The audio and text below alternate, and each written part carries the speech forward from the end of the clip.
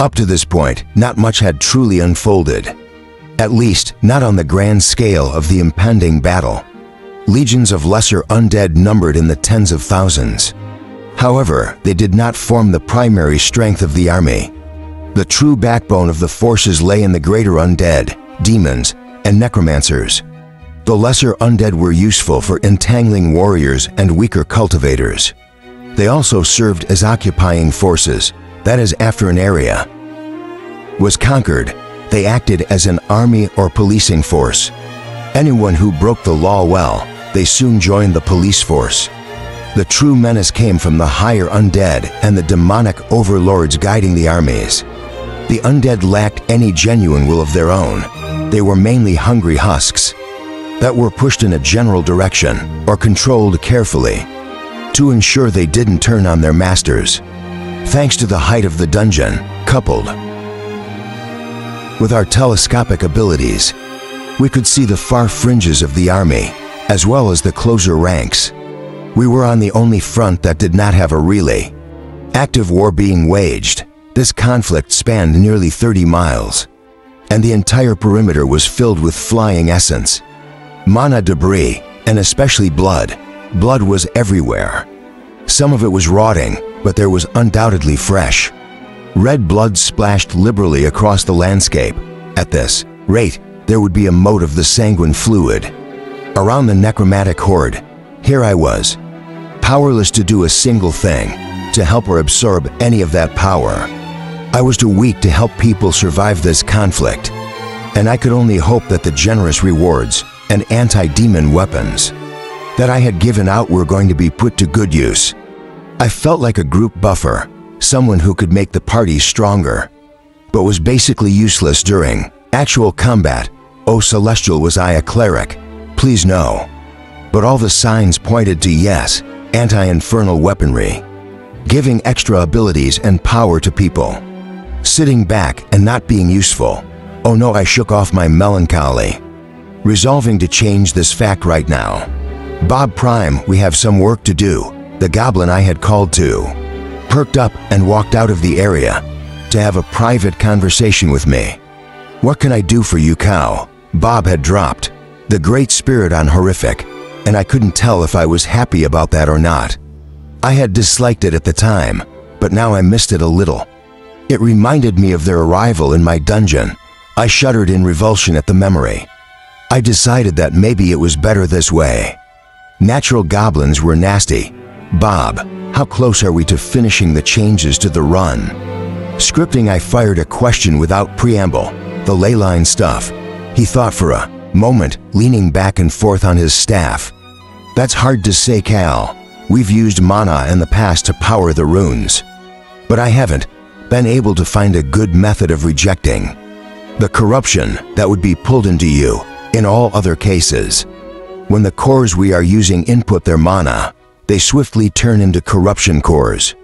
Their link to the runes is nearly impossible to break.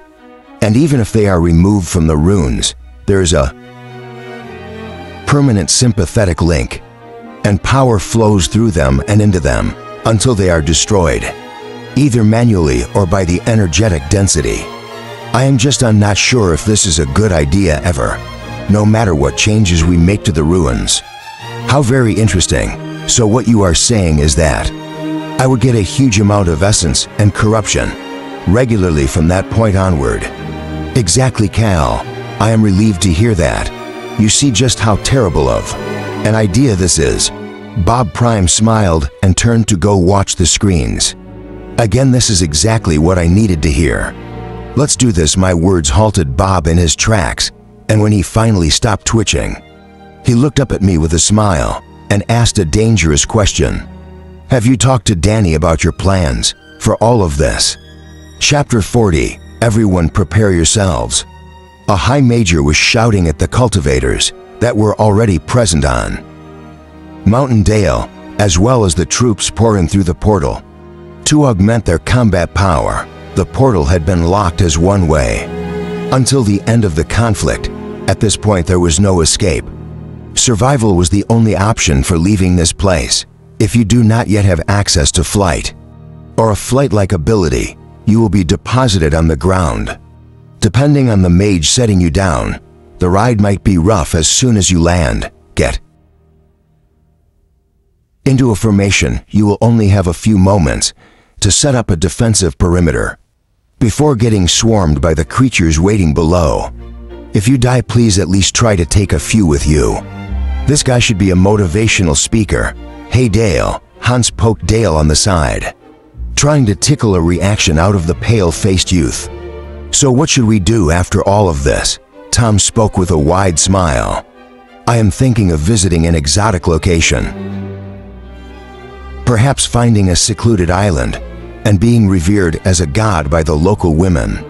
Sounds like fun. Adam smiled and looked over at Rose, who was not paying attention to the conversation. Any plans, Rose? Hummo, aim for the head, I guess. She responded somewhat distractedly. I meant after the fight. Adam stammered as she turned her attention to him. Oh, she was silent for a bit. Get some dinner, I guess. One way or the other, I don't see this war lasting too long. There is a mana haze here that screams. The most powerful people in the world are present to me, so I'd say dinner time is an accurate guesstimate. What now? Tom interjected. I am unfamiliar with this word. Estimate. Rose cocked her head to the side. A guess, an estimate, a guesstimate. Why do people have to keep changing the language with weird mash? UPS. Tom grumbled. I have a hard enough time with it as it is normally. There are just too many consonants. Sounds like a bunch of snakes hissing at each other. The mage that had been speaking earlier began shouting again, first groups lifting off in 3. To go. Dale's party sucked in a deep breath as they were suddenly accelerated forward. To Dale, it felt like he was a 90-kilogram projectile being launched from a trebuchet to a point over 300 meters away. In reality, their landing point was nearly a half-kilometer away, if the descent were included. The only reason the sudden velocity didn't damage anyone was that they were accelerated as a single piece, a unit, not grabbed and tossed. It was hard to describe the difference, but there was a notable one. Dale watched as the ground approached at a rapid pace. The unspeakable abominations that were the undead, including actual abominations, began turning toward the living. Flesh that was falling from the sky, like a treat thrown to a hungry dog. Dale's section was not the first to touch down. That dubious honor went to a contingent of Earth mages, who prepared their landing point and threw up some rudimentary defenses to slow the advancing nightmare fuel from his current vantage. It looked like a group landed like a meteor and formed a crater when in reality they fell with prepared spells, and walls sprang up around them. Either way, it was amazing to watch what he hoped to be able to soon accomplish. Under his own power they landed, not exactly gently within the sudden protections, and hurried to the chest-level barricades to help hold back the flood of rotting flesh. Moments later, Dale was fighting against zombies. He lashed out with his fist, and the skull of the first creature broke. With a squishy thud, Dale was taken aback by the ease. His first foe was dispatched, but another slightly alarming component was the infernal essence that was absorbed by his gauntlet, and absorbed into his core. He was momentarily distracted, concerned that a necromancer would somehow gain a hold on him through his usage of his gauntlets. But he was forced to recover quickly. The dead were not waiting for him to resolve his internal crisis. Besides, after a moment, he could feel the corruption core in his chest separate out the taint and suck it into itself. He should have nothing to fear from fighting as usual. Right, left, right, left. Dale's punches were nearly as regular as a drum beat, playing a marching cadence as he beat down the undead rushing at him. There were already bodies and skeletons piling up around the basic fortifications. Their opponents were starting to use the rotting corpses as a platform to jump at them or to gain the high ground and swing at them from above. Fire and celestial cultivators were working overtime in an attempt to destroy or consecrate the bodies so that the approaching abominations couldn't pull them into themselves and become stronger. Dale could only continue to punch, kick and dodge. Sometimes he wished he had a longer range weapon. But his body was more durable at this point than many of the items he could buy. And his gauntlets were inscribed ineffective. Dale took a deep breath as he eyed the mounds of flesh that were shambling to their location. They didn't bother to avoid the other undead, as they traveled, simply crushing them with each step and slurping up their broken forms to add to their own mass.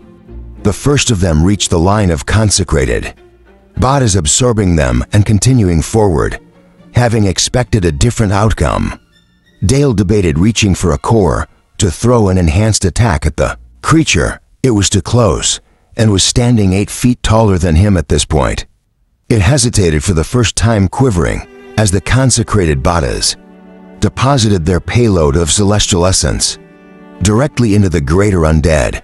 Blisters began forming on it, turning into weeping sores in seconds as the abomination worked to expel the consecrated flesh and bone. It did, finally, needing to sacrifice a more substantial chunk of its body in order to package and regurgitate the damaging food it had swallowed. A large sack of meat and bones fell out of the humanoid, looking for all the world like it was defecating on the battlefield. The smell of the creature didn't help either, as the rotting meat already smelled worse than boom. A pillar of holy light seemed to fall from the heavens, and the squatting abomination disintegrated, the ashes flowing upward and vanishing. Looks like the mages finally woke up.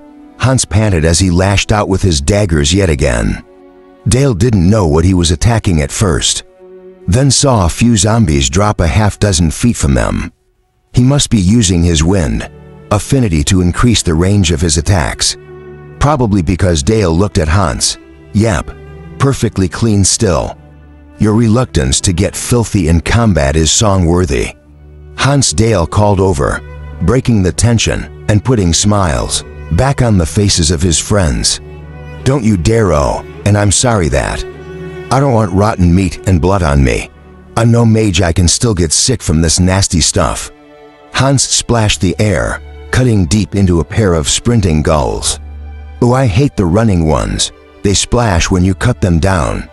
Everyone else in earshot was surreptitiously trying to clean particles off their hands or faces as Hans's words registered.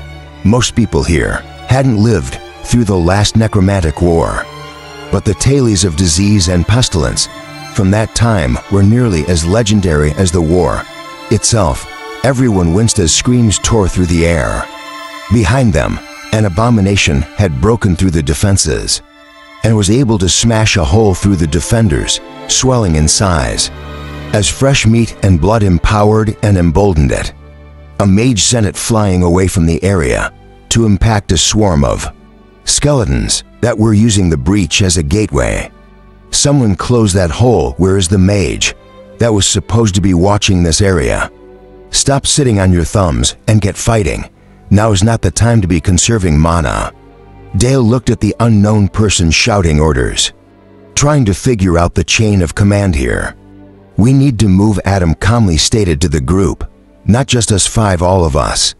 I am seeing a ripple in the area, the kind that washes through time. When a cataclysm event occurs, I'd say, we have less than 2 minutes to get away from this area. Hans's eyes widened, then narrowed. Guild members, I'm invoking Martial Clause 25 Bravo. We need to shift our position 100.00 at the minimum, Adam interrupted quietly. 250 meters south now. Hans Isley incorporated the new information and disseminated it. There were wide eyes all around as people were forced to move. A mage stepped forward and parted the bodies, making a corridor of death that the formation charged through. The mage then caught up and sprinted alongside Hans with furious eyes as they moved, speaking quietly. If you flippantly made us leave a fortified position in the middle of a war, I will ensure that you pay for every life we lose. I don't know how. You have the authority to declare a state of emergency in the middle of a battlefield. That's fine, but in that case, you'd better make sure my team gets the accolades for saving every single person in the company that survives when we are done here." Hans returned darkly, his serious tone, making the mage raise a brow and go silent. They both had good reason for their concerns. As the undead collapsed upon them from all sides, now shambling zombies, sprinting ghouls, clacking skeletons and moaning abominations did their very best to grow the numbers of the dead. In too many cases they succeeded. Anyone below the C ranks had a difficult time against anything but the zombies or skeletons, and fighting the abominations was reserved almost exclusively for mages. When they reached their new position, the fighters all needed to work together to push the dead far enough for the Earth Affinity cultivators to raise solid barricades again. The seconds ticked by, and tempers started to rise against Hans as nothing happened to their old position. The entire fighting force of the guild that had deployed in the area were well spaced out, so that a single blow couldn't eradicate them. But now, they were cut off from any chance of reinforcements. Before their anger could boil over, a tomb lord fell out of the sky and impacted their old position so hard that the flesh within its armor turned to paste. Barry stood solidly in the air above it, exhaling a green mist that washed over everything in the area. A word from the midst of the cloud in front of him shattered the very air, and thunder was heard, as all the mass in that section was converted into a hand-sized sphere of energy. The thunder was generated from air, rushing to refill the empty space as the green cloud returned to Barry's body. The sphere of power started moving toward him as well, but as he caught it, the S-ranker snorted and tossed the silver orb deep into the ranks of the dead. There was a detonation nearly a half-mile away as the energies contained in the globe were released, and the shock wave knocked over roughly half of the undead. Then Barry vanished, returning to do battle in the air at speeds that lower ranks simply couldn't even see. The mage next to Hans glanced over, taking a deep breath. Hans spoke first. "I got it, and we are all set here. Same team, right? Also, we'll take the bonus in gold, please, so you know. This is the man that was doing the scrying for us." He jerked his head at Adam and continued to fight. Adam nodded at the mage. "Don't worry too much. I'll keep an eye out. Please do. I am granting you the same authority he used to get us here. If you see something, make sure we all hear it." With that, the mage hopped into the air and went to take his position. The war was nowhere close to being over, and there was no time to waste. Chapter 41. An hour later, Dale was brimming with energy. He cheerfully smashed yet another skull in the endless tide, absorbing the small amount of essence that was keeping the corpse moving. The people around him, fighting just as hard as he was, were forced to switch out as they ran low on stamina and essence. Dale was certain that he should be sore or weary, but his powerful aura as well as his new ranking kept him from falling out of the line like the others. Hans eventually came over and gripped his arm, pulling him into the center. "I know you feel fine, but you need to take a break, or the mental stress might break you. Battle trances can be really hard to break out of, and if the rumors are true, you have a bad history with overdosing it in trances." Hans forced him to sit and drink some water, and the ice-cold thrill as the liquid hit his stomach made him remember that he was starving. Then he nearly fell asleep in seconds. As the adrenaline wore off, having enhanced his entire body meant that the chemicals keeping him going also had a more powerful effect. Dale's hands shook, and then he actually fell asleep.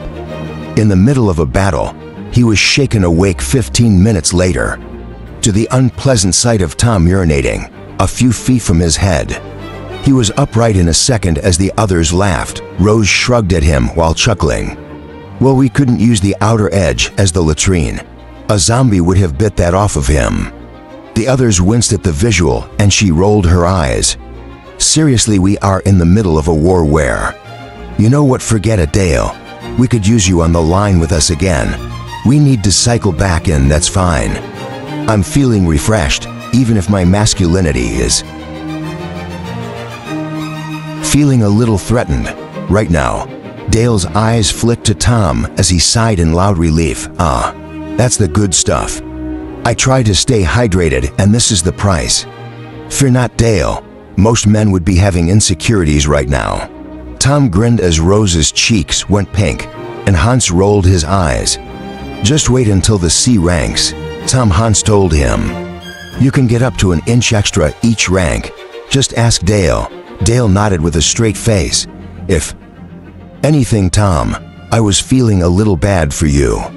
Tom's hands twitched, as though he were hoping to take their necks and squeeze. The two of you are not funny.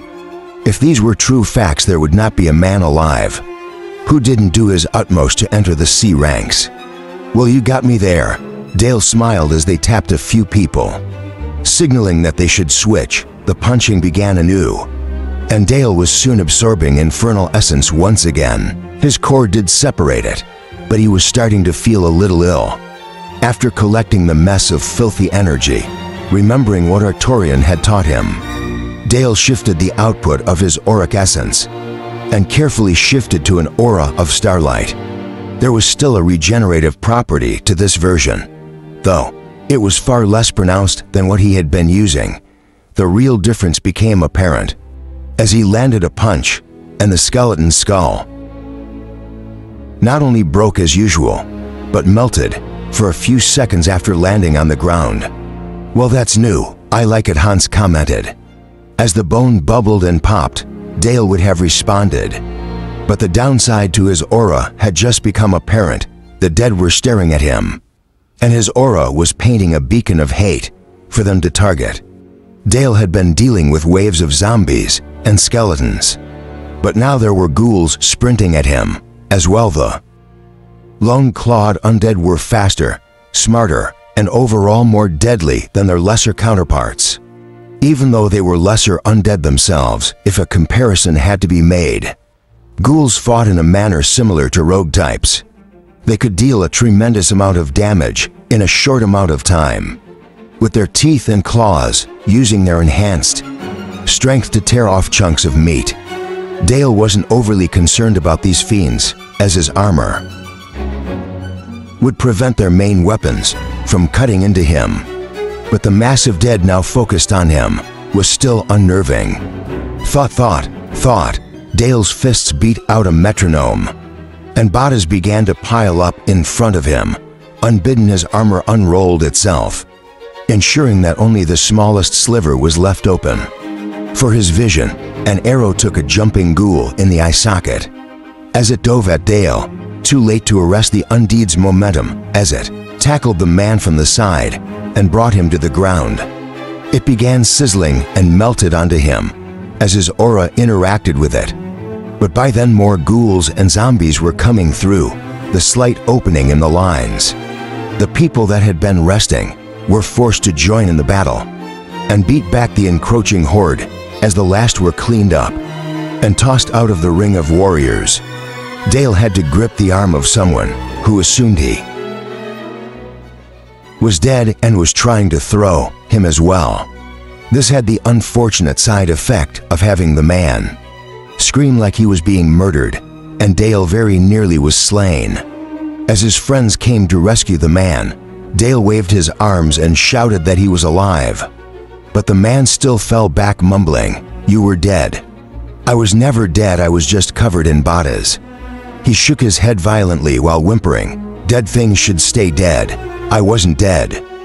Dale yelled as the man stumbled away. Hans pulled Dale back into his position before it could be overrun again, pausing as the blood splatter that had managed to land on him boiled and vanished into vapor from Dale's aura. "Oh, I like that a lot. I think it'd be worth opening some affinity channels if I can get an instant blood stain remover." "Listen, Dale, some people handle the stresses of combat easier than others. Look at Adam. He's barely freaking out." Tom is laughing and coating himself with as much gore as he can. He's going to need a healer after this. Rose is more of a fire and forget sort of person. So she seems fine. That guy was in shock pretty obviously.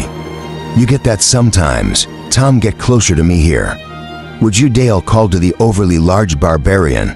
You are going to get a nasty infection. If you keep doing what you are doing. Tom kept laughing and swinging his hammers, crushing undead as he stepped a few feet closer to Dale. Black blood began to boil off the redhead, revealing bright red bulging arms. Tom's arms were hot from constant use, and if he were not in a battle frenzy, he would have been in serious pain from his strained and damaged muscles. Dale's aura began to sink into the man's skin, and the tight muscles relaxed and began to heal at a faster than natural rate. It wasn't what he truly needed, a cleric, but it kept the man from suffering possibly permanent damage to his limbs. It also allowed Tom to last longer before he would need another rest. Tom's commitment to the battle, even at the expense of what must be severe pain, helped Dale stay grounded and focused.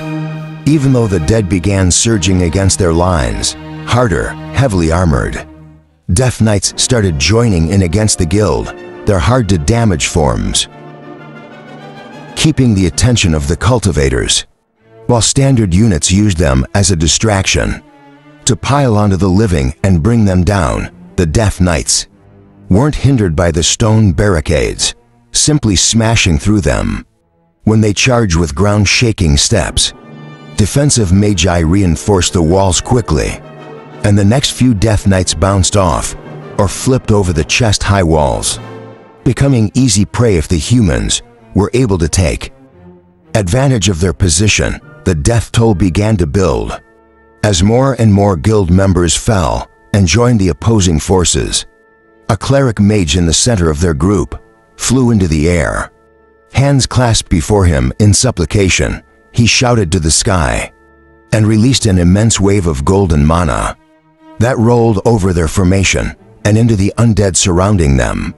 The mage's eyes rolled back into his head, and he fell out of the sky, luckily caught by his team waiting below. The undead who were caught in the light dropped like puppets with their strings cut, instantly consecrated and banished from the world. What is going on? Why have they gotten so much more aggressive? Rose shouted, her ears ringing from the blast of power. I don't know, Dale shouted back, his ears equally impacted by the thunderous noise. There had been a strange dichotomy of pain and pleasure as the healing energy washed over them, but the noise had followed the light, and so was the most recent thing to affect them. As the sounds of the battlefield started to resurface, they quickly learned why. Everything was starting to go downhill. Walking across the small gap were 3 smiling demons. Before the dead closed around their path, Dale also saw a few men in purple and black robes. Not only demons then, the necromancers themselves had arrived to wipe them out. Chapter 42. Why hello there, filthy mortals. The demon's voice was difficult to listen to. The intonation was pleasant enough, but forms of infernal essence seemed to crawl across the skin and ears of everyone present. Our master has authorized us to give you a chance to flee. Take it and be gone from this area. Quit the field, leave the war. Run away like a scared little forest elf. Pretty please run in terror. Flee before us and show to the world that the so-called Adventurers Guild will always leave them to their fate. In order to save themselves, it was evident that the creature was intentionally taunting them. It had no interest in letting them leave, but it had to follow its orders, even if it only technically did so. While everyone else stood frozen, including the mages, Rose took the initiative and answered for the guild. She whipped out an arrow from a side quiver, sending it speeding at the demon. As a flashing streak of silver, the demon casually held up a hand and let it thunk into its palm. Oh look, she used silver. How cute. The demon's casual tone vanished as the banishing rune on the tip of the arrow took effect. What, you filthy. He vanished with a flare of infernal and fire essence, the guild members cheered wildly, as the other demons stared toward them with fury, and maybe just a tinge of fear outlined on their faces. Then in sync, they squinted and ordered the dead to attack instead. Creatures that had been slow and unfocused in their attacks before were now being directly controlled. They had become fast and coordinated. The necromancers empowered them with bolts of infernal essence, and the demons directed dozens of attacks at once.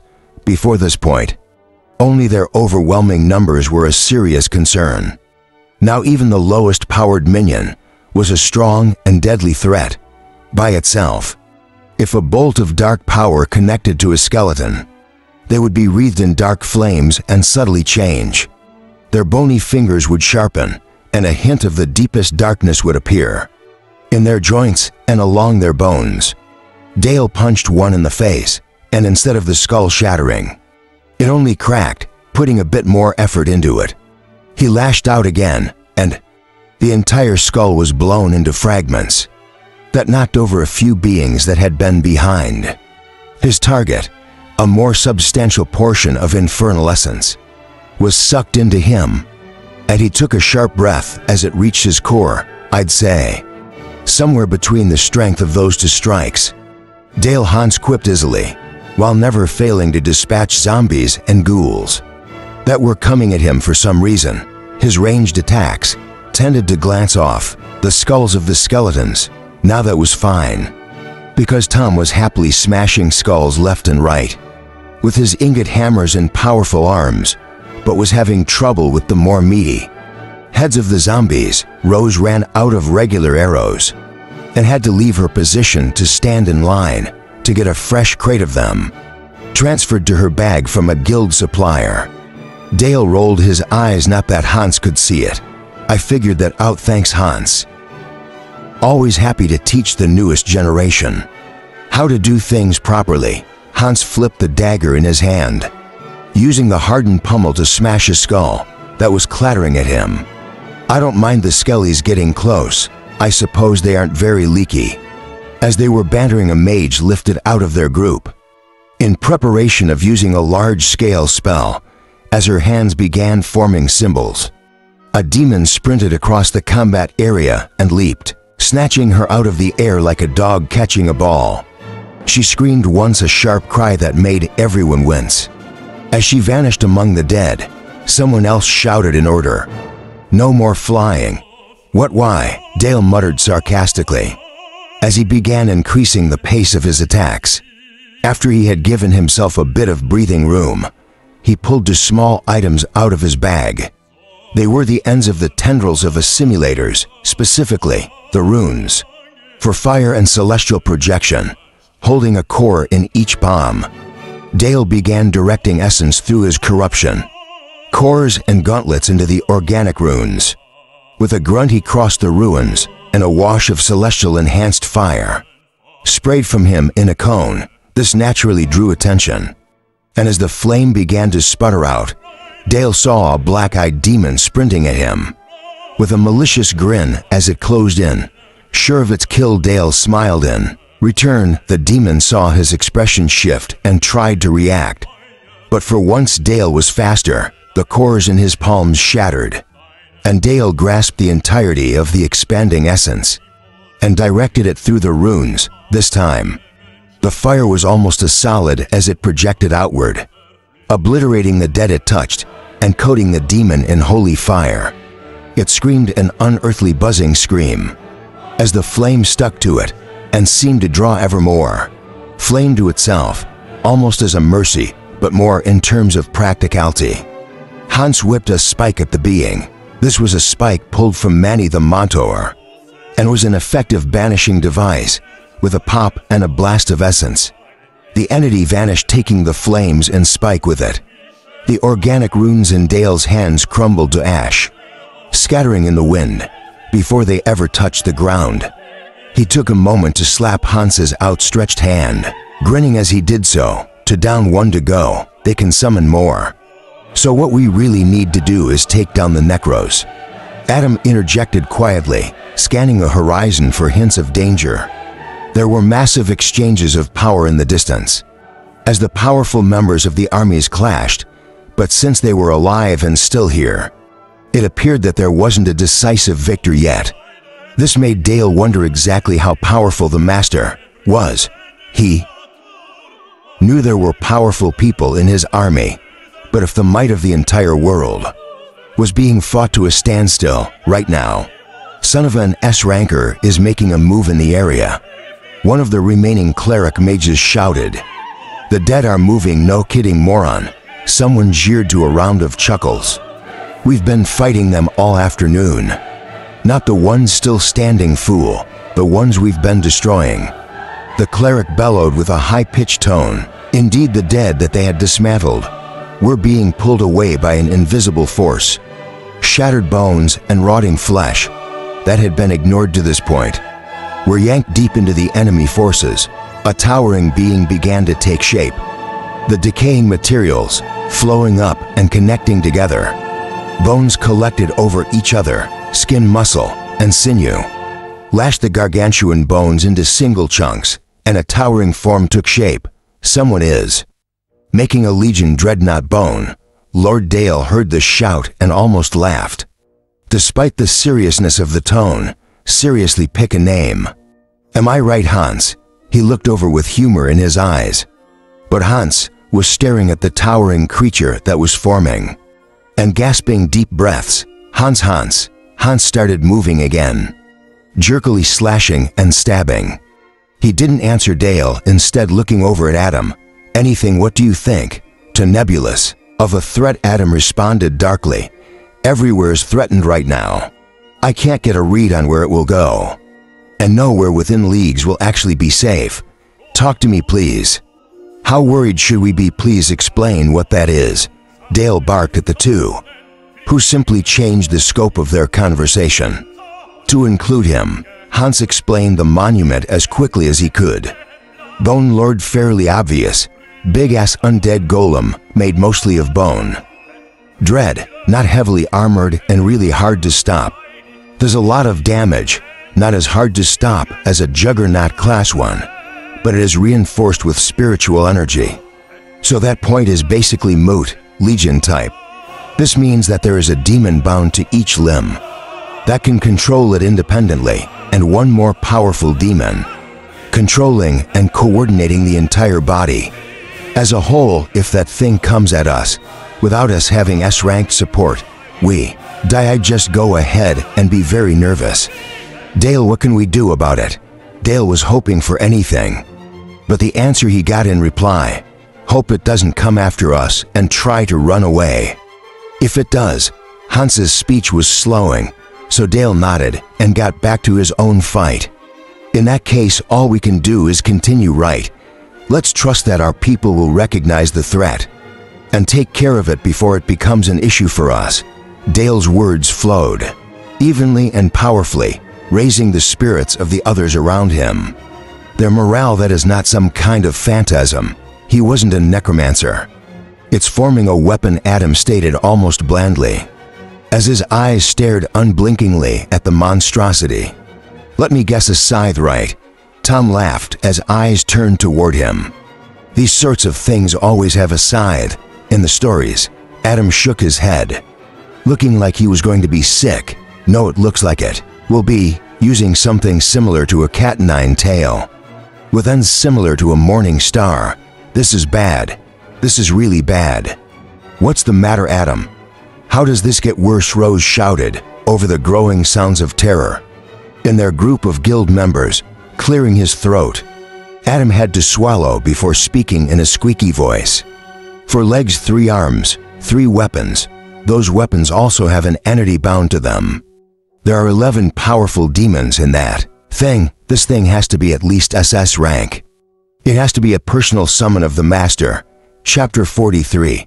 Kind of a nice updraft coming from the battlefield. Down there, plenty of essence and mana drifting up to. Barely even have to keep Mountain Dale flying around.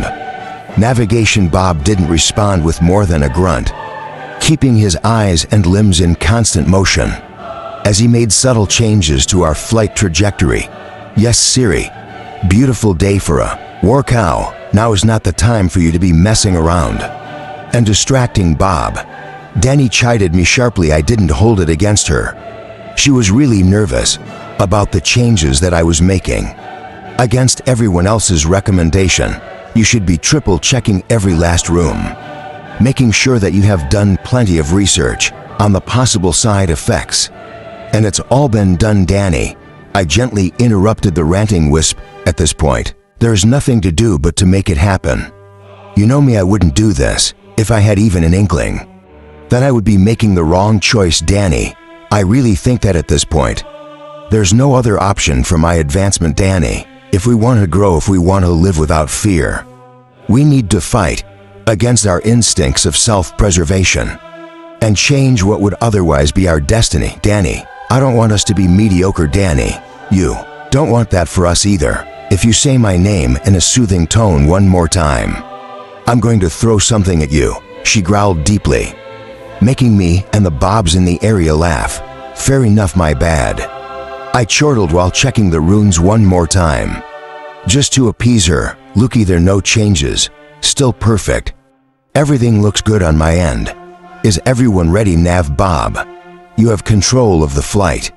Bob Prime, you have the dungeon respawners. All good to go, loot generators. We are all set, Great Spirit. Bob Prime spoke morosely, which may have set me off a little. Hey, I'm going to be right here. I'll be fine. This is going to be beneficial to all of us. Stop acting like I'm going to break. That isn't even a valid concern. There were half-hearted smiles and a smattering of false cheer around the room. Ooh, bunch of whiners. All right, here we go. I'll do the honors myself if that is fine with everyone. The stone around me swiftly vanished into my influence, removing the hill and exposing my core and thousands of roots from the silverwood tree. I watched with just a twinge of regret as my puddle of essence splashed to the now flat ground, leaving me totally dry for one of the very few times in my life. I was still held up by a small pillar of stone, looking for all the world like a stereotypical mage's staff. They wish they had something as awesome as me on their weapons, though. I'd make sure to be the most cursed item ever. The pillar shrank away, leaving me only with a thin band of metal supporting me in the air. It wasn't actually a metal ring. It was two different metals set to spring apart and drop me through the tiny portal below me in case of emergency. Sometimes simple means are still the best means. The rune-scripted stone flowed across my floor, which would have been an impressive feat if there were anyone carrying it. No need for that here and here. It was just another chunk of area under my control. I lowered the stone that was already around me, the rune script that collected essence, and set the new section in its place. The original still functioned correctly and would even disperse the power to me just as easily. So there was no issue with using this new setup. I shifted everything around so that I was comfortable and took one last look at my surroundings. My army of silver-clad goblins stood in formation. Danny was flying around nervously while Grace followed. Roots were everywhere. This is why I needed to become better, stronger, more powerful so that I could protect all of them.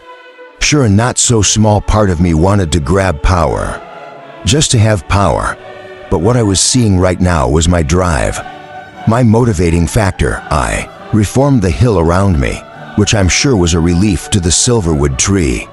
This was the first time the goblins had ever seen my actual core, and they were acting entirely too reverent. Someone tell them to keep an eye out, like they are supposed to be doing, please. The goblins in the ranks snapped to attention, glaring around, like someone had tricked them into sneaking a peek. I chuckled and let the metal holding me sink downward. Now I was still suspended in the air, but was also in the center of the rune scripting. I was about to become the power source, as well as the receiver of all the power and corruption that would move through here with a deep sound of inhalation. Since I didn't actually breathe, I connected my mana directly with the activation sequence of the incredibly dense runes.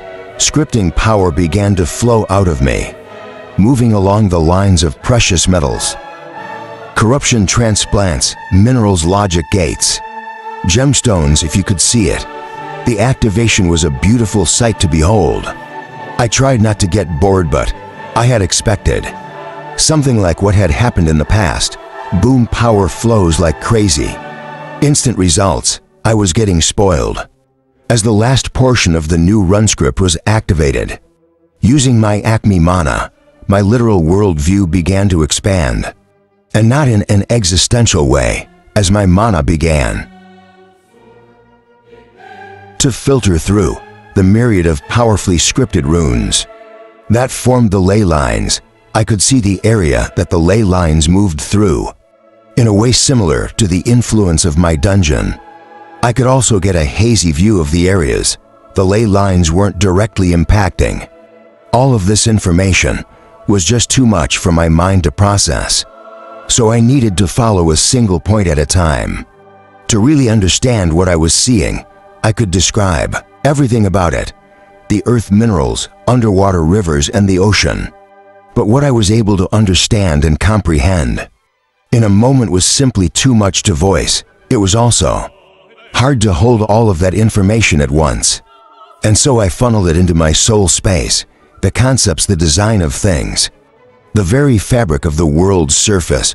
All of that was grabbed by the model inside of my soul, which subtly altered everything, the flaws, the deep mysteries hidden from view, the fantastic sights. It was all replicated. At least it was reproduced in the same way an artist might replicate their sight. With a pencil, everything was mutable and could be changed. For now I had a feeling that this may not hold true. If I solidified these sketches with corruption, my thoughts were jerked out of myself as I felt a sudden strain. The final few ley lines already in place were now fully empowered. With a thin layer of my mana, I was drained beyond belief. But the connection to the world was worth it. There were a few, let's call them, holes in the lines that we hadn't noticed on the map. But once I had restored my mana, I should be able to simply shatter whatever was blocking me in those spaces. Now came the easy part, depending on how I looked at it. With a single thought, I turned the lines from outgoing power to drawing in power. What do you think happens when a universal receiver and a perfect conductor for all forms of power opens itself to overabundant, ambient energy? That instant gratification I had been missing before decided to grace me with its presence. I was forcibly returned to my standard dungeon view as the unbound essence and mana in the world started to pour into the ley lines and through them into me. Hey Danny, Cow, you are alright? Did everything go okay? Are you hurt? Danny zoomed around frantically. Danny, what cow? She practically shouted at me. You remember a long time ago when I talked about making a giant room to draw on all the essence of my dungeon? Yes, I did one better. What would you say about getting to the A ranks before the end of the week? I smiled at her excellent reaction. If it were anyone else, cow, I would tell them it was a nice dream and to go back to bed. Danny glowed brightly and happily. Coming from you, I say let's do this. Chapter 44. Great, I can't guarantee that we are going to get that rank, but you know I'm glad you approve. I chuckled as she quivered with barely suppressed rage. Cal, I'm gonna arg, she shouted into the air, making a few of the goblins in the area shake with laughter that they worked very hard to hide. Arg, what are you, a pirate? Why do you need to take every serious situation and turn it into a giant joke? Danny groaned as she settled back onto the silverwood tree. Would you like to explain yourself to me? To us, I guess. Fair enough, it looked like. There were plenty of people trying to listen in. I expanded my speech to include them. Sure, listen up, friends. I just connected to the surface of the entire world. Any minute now, essence and mana from around the globe are going to start arriving. I am out of mana right now, but after I regain some, the ley lines we have created will begin to ingrain themselves deeper into the world. This will form a feedback loop that will bring in a nearly endless amount of power. So far we have been fine with the essence in the area. A bare trickle through the ley lines. I believe this will now be a flood of power. I could keep speaking endlessly as I didn't breathe, but I thought it would be best to let them imagine a few grand scenarios on their own. It can only increase from there. I am hoping to absorb everything, but that isn't realistic. It is highly likely that there will be spillover, which means evolutions for the creatures in here. More open space and more powerful forms for everyone. The goblins cheered softly, needing to remain on task. But the attendants went wild, clapping their hands, dancing in place, hugging. They really wanted to leave their humanity behind. I could help with that after all.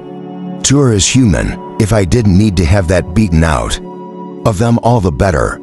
I hadn't even thought to offer to mutate them. Most species tended to have an inherent superiority complex, and the thought of leaving it behind should be abhorrent. Maybe I really did get lucky with the people that Minya had gifted me, at least.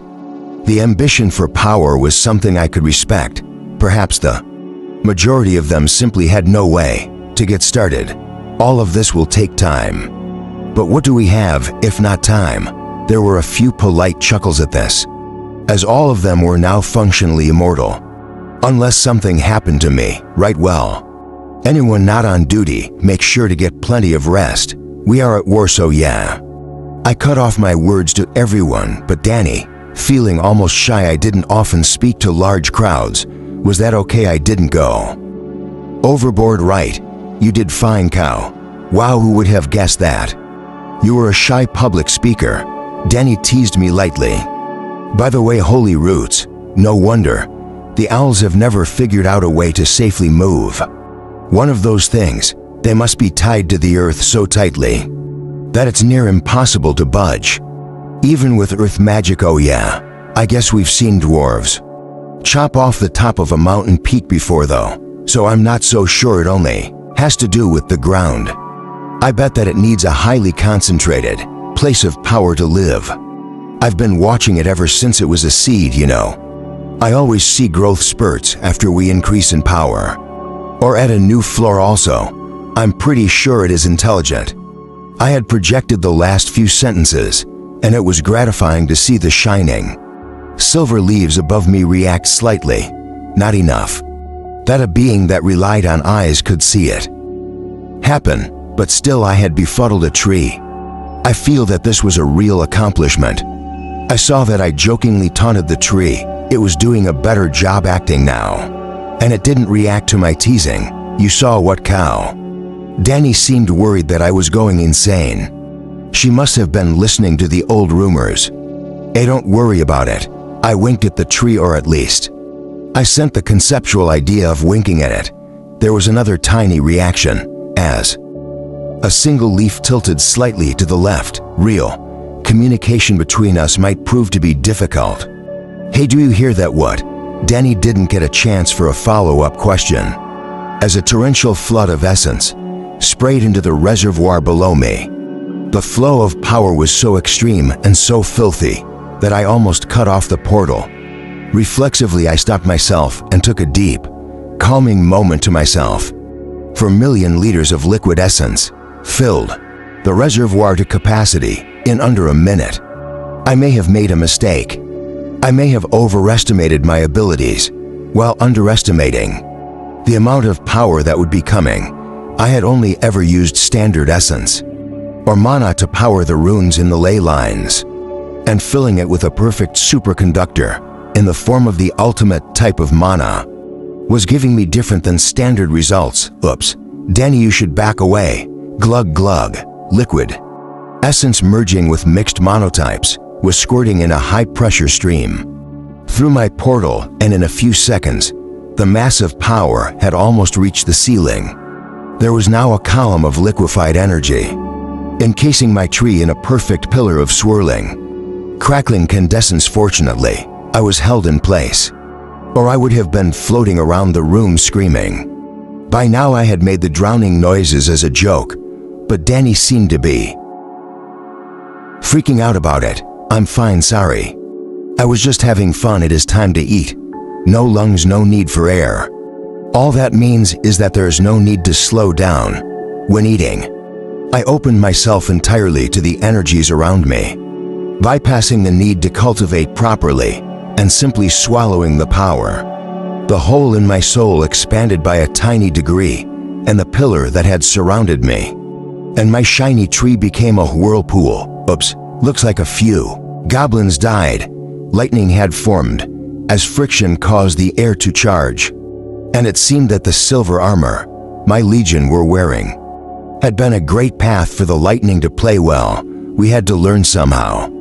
The screaming humans were getting on my nerves though. Hey tree, help yourself to this power. Take what you can get while you can. If you don't eat it, I will. I watched as the silverwood tree pretended it couldn't think for another long moment, then it gave in, and the leaves shone with a soft silver and purple glow. Its trunk became more porous, and I paid careful attention to what forms of essence and mana it ate. I couldn't be too sure that this is what it would always want, but if I took care to feed it treats it enjoyed, maybe it would open up to me more. After making my offer, I ignored everything else and focused on draining the power into myself. It was an uphill battle as more power continuously flowed into the area, but I was making progress when the glorious food, that is the mysterious power of the world, was back to a manageable amount and flowing into me, and not the room. I took a look at where it was actually going, diving into my soul space. I took a look at the forming world. I was still absorbing 100,000 liters of essence and mana every few seconds and adding it in directly, so I found the results to be disappointing. Only a single cubic foot of the world was solidifying per 5 seconds. What if I tried to direct the power to turn into air instead of earth? For a while, I did so, and found that I was fortunate to be incorporeal. A cubic foot of air formed from the convergence of essence and corruption that was so dense it created solid air, solid like a rock. What happened next shocked me. Not actually, I didn't form lightning, but it was somewhat startling. There was a massive explosive decompression of air. The ground that it had formed over was blasted apart, and for a half-dozen feet, the earth was churned and tossed around. Well, oops, glad I did this now. Instead of later changing the point of air creation, I started in on making an atmosphere for my burgeoning planet. The various corruptions went to their respective areas to sketch out molecules and such, of course, but the essence to create and solidify them was being fully devoted to making an atmosphere. I watched as a solid cube of air decompressed and filtered out to fill about 130 feet of space. The density wasn't anywhere near high enough to be breathable, but a few weeks at this rate, who knows, I left my soul space and returned to reality, happily telling Danny all of the details. She was impressed and nodded along as I explained everything, or at least she acted that way. Good work, cow. Her bright words made me as bubbly as my puddle had been. Oh, now I'm sad again. This is really interesting. You have somehow reached foundational cultivation without getting to the A ranks, though I have to say, I don't doubt that will be reached soon. Wait, I thought foundational was a type of energy. No, you were thinking fundamental energy. In a sense though, yes, your foundation is a conceptual source used in the A and S ranks. You use the concepts and things stored there as images that you can then impose on your mana, allowing you to reach greater heights. It is rare to find anyone in the A ranks that is willing to discuss this information, so a lot of this will be trial and error for us. What you are doing now is called building a foundation and has different connotations. For different cultivators, it is as varied as the types of mana themselves. My goodness, Danny is smart. I should just take a few years and get all the knowledge she has in her head moved into mine. Chapter 45. I almost feel like I'm cheating. This type of power delivery system is slowly but surely increasing my power, and I'm not having to do much for it actually. You know what? No, I deserve this. Did anyone else set up a world-spanning power collection array? This is the result of hard work, and I should just reap the benefits of all the effort I had to put in to get to this point, without concerning myself with minor details. I had been playing with my inner world, trying to see if there was anything I should or could be doing better. The forming world mirrored the real one, at least superficially. But did I want it to be an exact replica? Maybe, maybe not. For instance, the fact that almost all of the land mass was concentrated into a single, massive area followed by the rest of the world. Being underwater was kind of dull. Once you were past land, it was just blue as far as you can see. Sure, there are volcanic islands, but I wanted my world to be more interesting. I spent a few days fiddling with the mechanics of my soul world, but didn't really come up with an answer to my restlessness.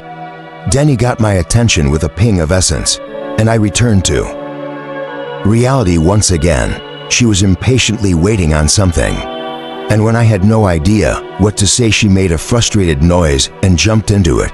I gave you 3 hours to play with yourself, but you can't just sneak into a dark corner forever. Now what should we do to help in the war down there? What do you mean the war, cow? Come on, I know that you didn't forget about. No, not that. I was working on my foundation for days. Denny, 3 hours, are you sure? I was getting excited. I must have a temporal distortion. In my world, did time run faster than in reality? Pretty sure, Cal. Denny paused a moment and seemed to squint at me. Are you telling me that you thought you left Grace and me alone during a war for 3 days? You were fine with that? No idea what you are talking about. My sweet Firefly, so the war, huh? What do you think we should do? My casual tone didn't convince her, and I'd have been sweating if it were physically possible. Well, Danny let the word draw out ominously, and I felt physical relief when she allowed the subject to be changed. We need to figure out a way to do something, but you should really look at the battle before we make a final decision. I watched as a monstrosity formed, finishing its growth at 100 feet tall and half as wide. The power radiating from the creature was palpable, even through the projection I was using, and I gasped as it began to move. Son of a biscuit, then it started doing that. Infuriating, I'm way more powerful than you. And thus too fast to be seen thing, it had left the ground, shattering a 1/4 kilometer of Earth with the force needed to counteract gravity. It appeared on the other side of the battlefield, a half-dozen brilliantly shining high elves, forming a barrier in front of its descending weapon. That must be the elven leadership, the S-rankers that form their top level of government. I winced as the shock wave of the blow reached Mountaindale, causing the entire mountain to tilt dangerously. I need to either get higher or lower if we are going to survive this. Go down there. Blocking is deflecting the force upward. Look at the clouds. Danny directed my attention to the clouds that had been gathering due to the massive releases of mana and essence in the area. A half second after I switched my point of view, the cloud imploded like a pillow, punched through a hole in a wall. The gathered power scattered, clearing the sky and allowing the bright light of the sun to wash over the area. Once again, yikes.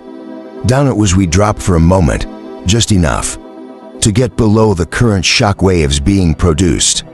Really, there was no need for all the screaming coming from the humans on my surface. They landed with hardly any broken bones. The battle between the S-ranked elves and S-ranked demon thing would have been over in short order if the elves were doing anything except defending. To have a minute chance at victory, they would need at least 10 S-rankers fighting against this thing in perfect synchronization. I wanted it to continuously focus on the elves and others rushing toward it and ignore me completely. Sadly, Danny didn't seem to agree with my assessment. How can we help destroy that thing? Danny, I could drop this entire mountain on that, and it would probably brush me off like an annoying fly. turning us to dust as an afterthought. You want me to get involved in that? I turned her attention to the airborne bone demon as infernal fire wreathed its head. The spiritual energy version of Malus Mana, shaped as a flaming skull, flew at the elves. A few more Hess. Rankers had joined the elven defenders, and a reinforced barrier took the blow. There was a detonation that hurt my soul to look at, and the shielding power reshaped and deflected the blow. The malicious energy flew away into the sky, like a reversed meteor strike, and I was sure it would eventually destroy something up there. Well, say nothing, say no, say anything. But yes, I think we should do something, quite frankly, Danny, and I mean this. With all the love possible. No, she scoffed at me, and I kept talking to head off her complaint. I don't have anything that could damage it, even if I was able to figure out where it would be by the time an attack got to it. Drawing its attention can only mean death for us. She was quiet, which was always nerve-mangling, and her eventual words didn't fill me with the confidence that she understood my limitations. Apparently, I needed to be less. Awesome. If you do think of something, just promise that you will join the fight. This is unlike you, and I will not make that promise. My decisive and icy answer seemed to startle her. You are essentially asking me to throw my life away as a distraction to help people I have no affiliation or loyalty to. No, our safety and people come first. If this world is overrun with the dead, then we will go to the sea. If the sea is conquered, we will fly into the sky. If the air is taken, we will strike out and leave this planet behind. But no matter what else happens, I won't put you in danger again. With that thought in mind, I took a glance at the portal on my surface that connected me to other cities, the unguarded portal that is not currently in use or protected. Nom nom nom. I slid a section of stone away, and the portal dropped into my depths. The stone slid back over its previous location, making it look like the portal was ripped away by something clawed that should throw them off the trail when they were looking for the culprit. If I was not fast enough. When the portal finally stopped moving downward, I studied it with my mana and dissolved the artifact. After removing its active connections, no need to tear a spatial rift through myself. I snorted at the horribly inefficient and shoddy workmanship, disgusted that this was the culmination of centuries of gathered human knowledge. I replicated the portal with a thought, making the exterior appear the same, but replacing the internals with essence instead of mana. I restored the connections it previously had, and as the portal came to life, it no longer had the infernal whooshing, buzzing sound that had been its trademark in the past. Actually, that might give away my changes. I made a screaming rock, adjusting the rune on it over and over until it matched the buzzing sound nearly perfectly. I put that in the base of the new portal and pushed it upward, placing the portal back in its old location. From now on, the portal mages would think they had control and would still be able to change the location it connected to, but I could cut the power off whenever I wanted. I would also be able to change the location it linked to when I made my escape. I wanted it to be a clean escape. I didn't need adventurers anymore, but I'd continue building up my dungeon for the simple fact that I still needed to protect myself. Not a lot would change, at least not soon, but at least I was getting ready for it. Chapter 46. If it isn't my star pupil. Get it, star pupil. Dale flinched at the voice that sounded near his ear. He glanced back to see Artorian studying him. Yes, good.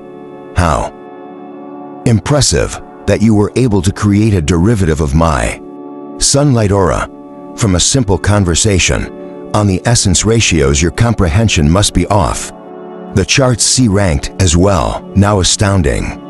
Headmaster, what brings a nice guy like you to a dead-end place like this? Dale Riley questioned, as a lance of light extended from his palm and began melting a ghoul's head. Artorian nodded approvingly at Dale's formed essence. A decent application of light. good for conserving energy if you can retrieve it, but not great application for this large of a crowd. Allow a demonstration. Artorian nudged a very tired Dale out of the way. Extending his hand, his palm faced the ground, and his fingers were pressed together to form a wedge. Now, while energy conservation is good for a long fight like this, what we need right now is fewer enemies around us. So as the average height of the undead is based on the average height of our fallen people, we position our attack thusly and allow the light to move in a line. Actually a wave if you pay attention closely. His extended hand glowed strangely, with much less light than Dale expected. He had only thought about increasing the brightness or concentrating the light, so watching Artorian do something was a little confusing. Artorian stepped back and nodded. That should do it, did. You catch all that? Dale looked at the unchanged view. Frowning skeptically, I'm sorry to say that I don't see any difference. Hummo, give it a second. They are all propped up due to the high enemy density. Now this isn't something that works well for extended fights. Dale's jaw dropped as a long line of undead simply slumped to the ground, with partially melted skulls as the others around them moved onward. But it can grant a reprieve. As you can see, even if the essence cost is astoundingly high. How Dale sputtered even as he punched another zombie that tried to fill the gap. It's a simple usage of light. Artorian cocked his head to the side. I see you are only using the visible spectrum. Well, I guess experience will always win out. I used a combination of focused high-spectrum light, along with the inherent properties of celestial essence. In other words, I consecrated the portion of the skull that necromancers connect to. In order to direct movement, light naturally travels through certain materials easily. But as I said, high essence cost. Also, this works to damage regular people as well. So you can't just fire it off willy-nilly. I don't understand spectrum. What do you mean light goes through things? That's just false. Dale was so agitated that he missed an incoming attack and had a bony fist slam into his face. Luckily for him, it was a skeleton that did the attacking, and its hand broke as it contacted Dale's cheek. We will have plenty to talk about. It seems Artorian smiled gently as he joined in the fight more directly. There's always more to learn. Dale, again, this is simply a matter of experience. You will be able to do something similar in the near future, I am certain. In the meantime, I notice that you are having some trouble taking down ghouls before they land an attack on you. Extend your senses and attempt to learn. Artorian's palm began to glow fiercely, though it also contained the same glowing, not light, as the long-range attack he had used previously. This is the basic form my attacks take, a simple palm strike now. I'll walk through all of the instructions. You will need to follow my ability. It should synergize well with your current hand-to-hand fighting abilities. The user's celestial essence is condensed massively into the legs, spine, arm, and hand.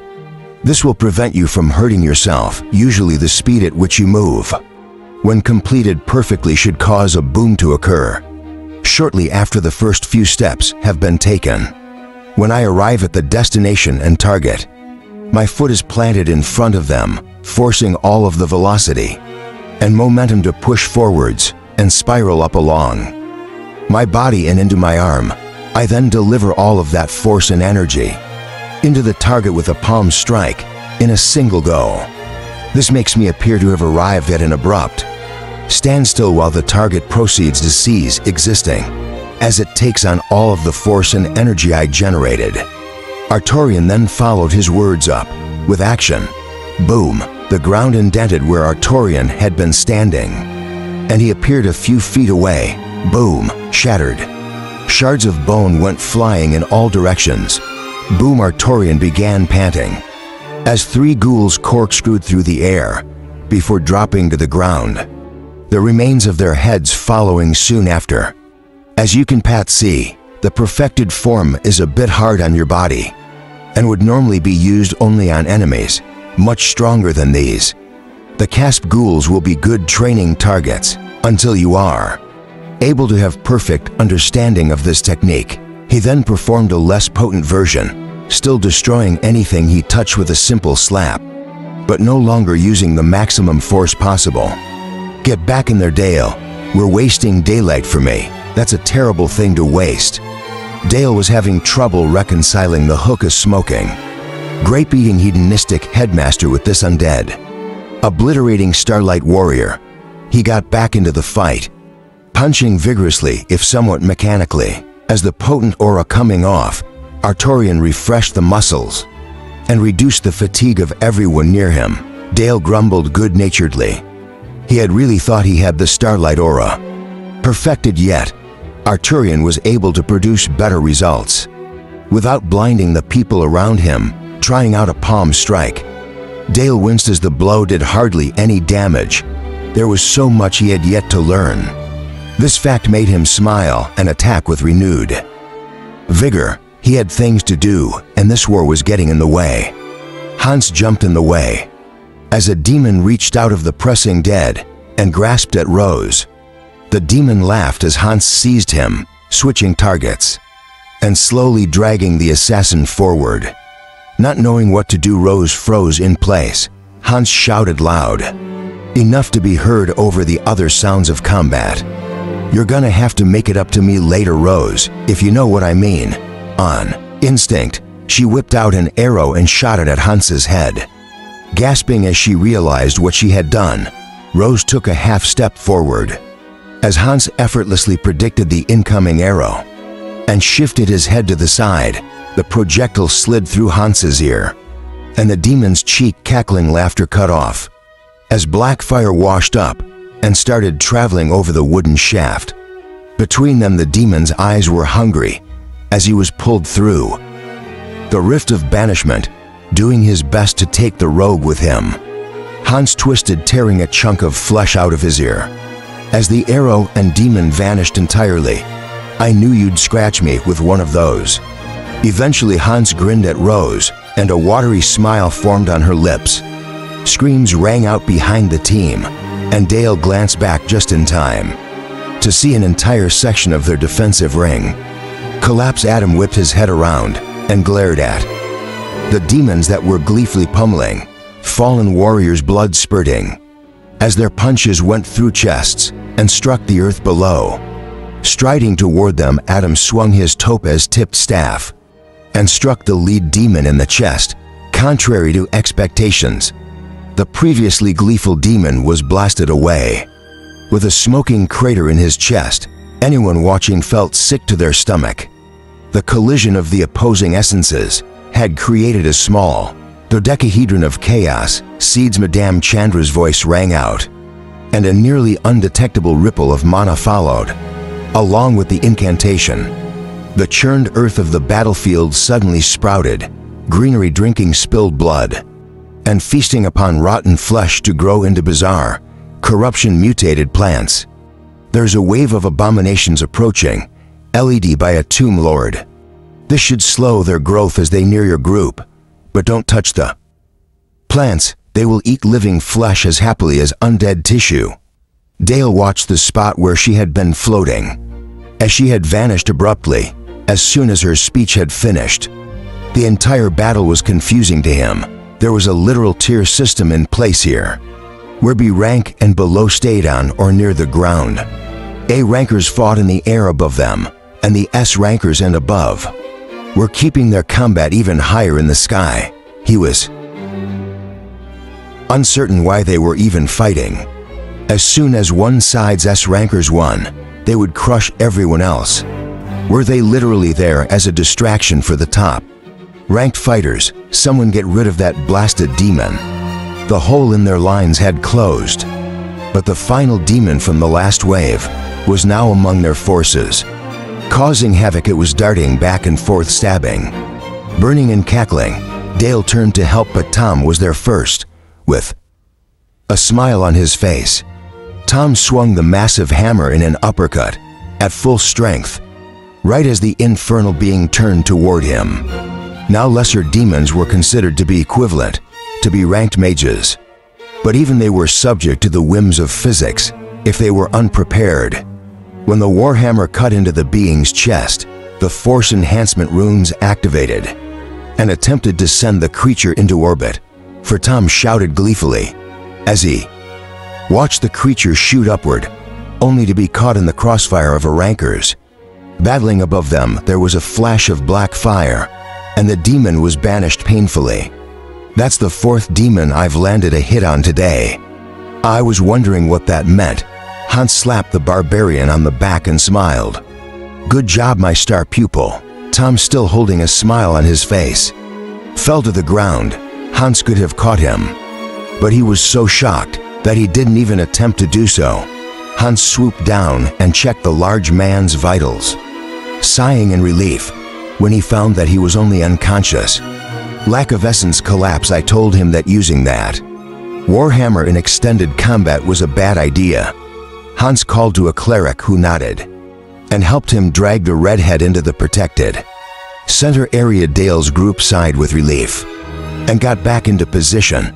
I'm so sorry about this. It's really the only way the rest of us make it, Adam said to no one in particular, gaining looks of concern when he spoke his next words.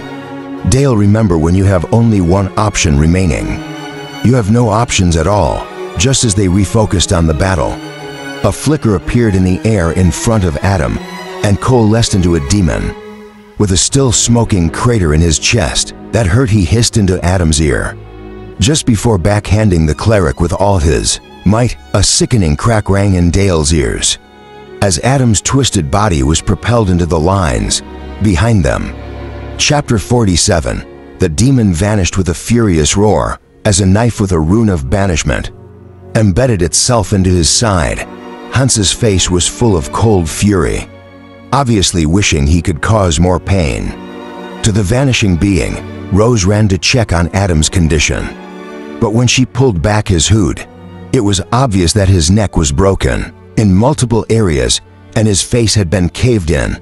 Celestial feces, Dale whispered as Rose attempted to straighten their cleric's neck. Come on, Adam, Rose whispered softly as she realigned his vertebrae. You're stuffed with celestial corruption.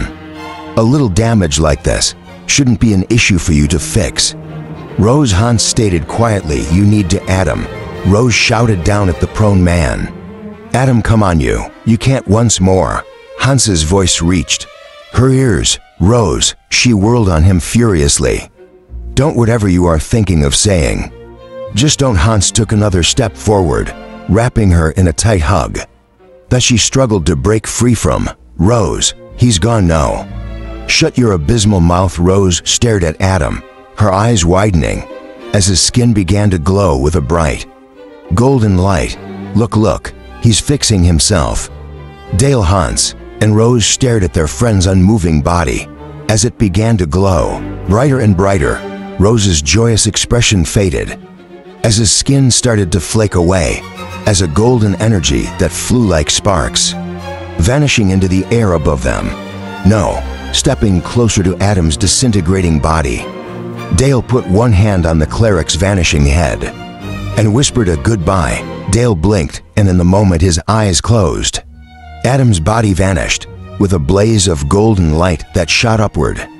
An almighty, thundering boom echoed across the entire battlefield as the Legion Dreadnought Bone Lord, wrapped in an unholy aurora of hellfire, appeared in the air above them and bounced off the layer of hardened celestial essence released by Adam's body. Instead of landing on the 200 or so cultivators remaining around Dale, it tumbled through the air and fell amongst the dead.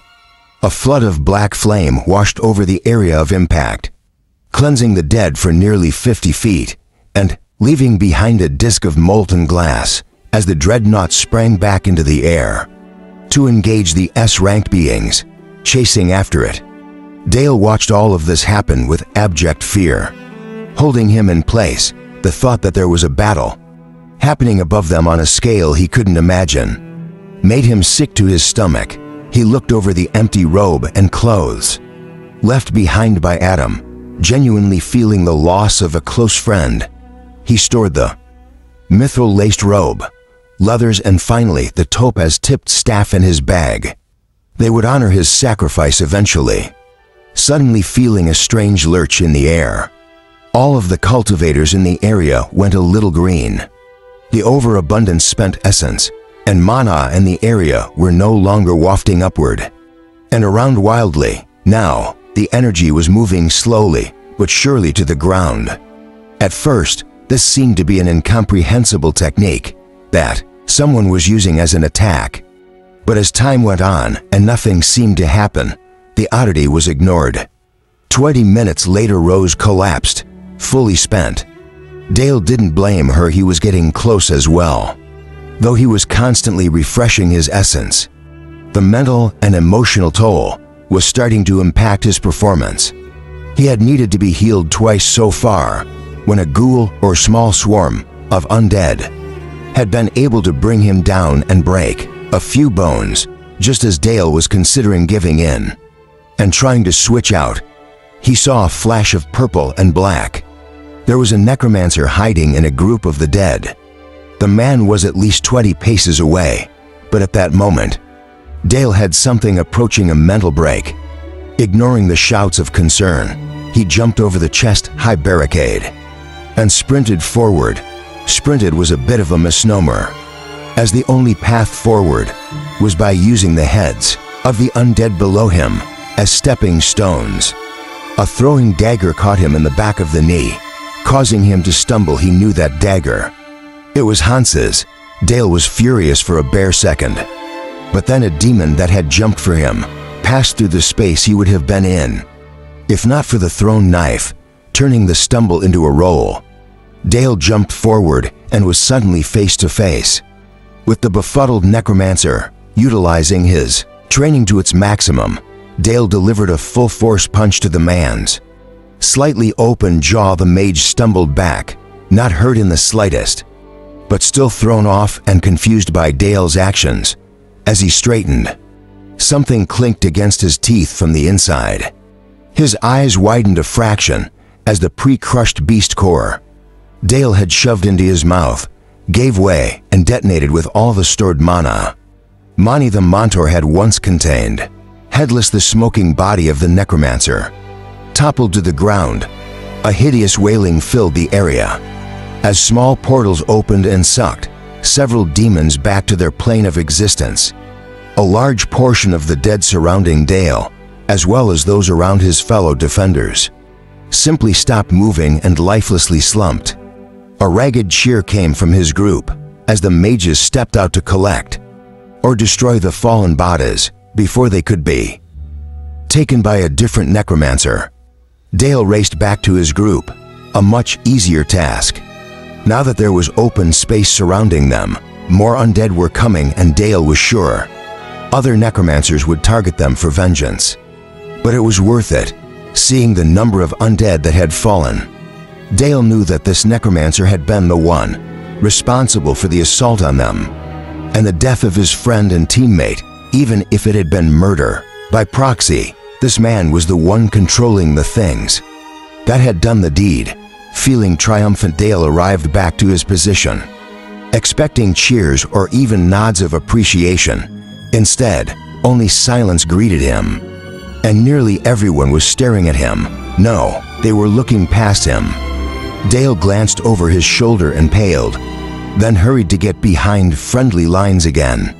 Enormous meat slimes, the swift travel form of abominations, were rolling toward them. Once they had gotten close enough to attack, they would take on a form with limbs and smash through the living with extreme prejudice. A tomb lord was tramping along toward them as well, quite a way behind the rolling globs of meat. Doing their very best to prepare, the sea rankers formed up, while the mages prepared their most destructive spells. All right, that is quite enough. Now the twisted voice was heard by everyone at the same moment, belying the idea that it was simply spoken. Well, I am enjoying the show. I was asked to end the war, and I'm he going to oblige this wish? That voice, Dale muttered with wide eyes. That's I said that was enough, the voice screamed, madness obvious in the tone. The SS rank dreadnought was suddenly visible. And torn out of the air, it smashed into the ground and bounced back into the air, then did so again and again. Each bounce was half the height as the one previous, but also seemed to strike the earth with double the force.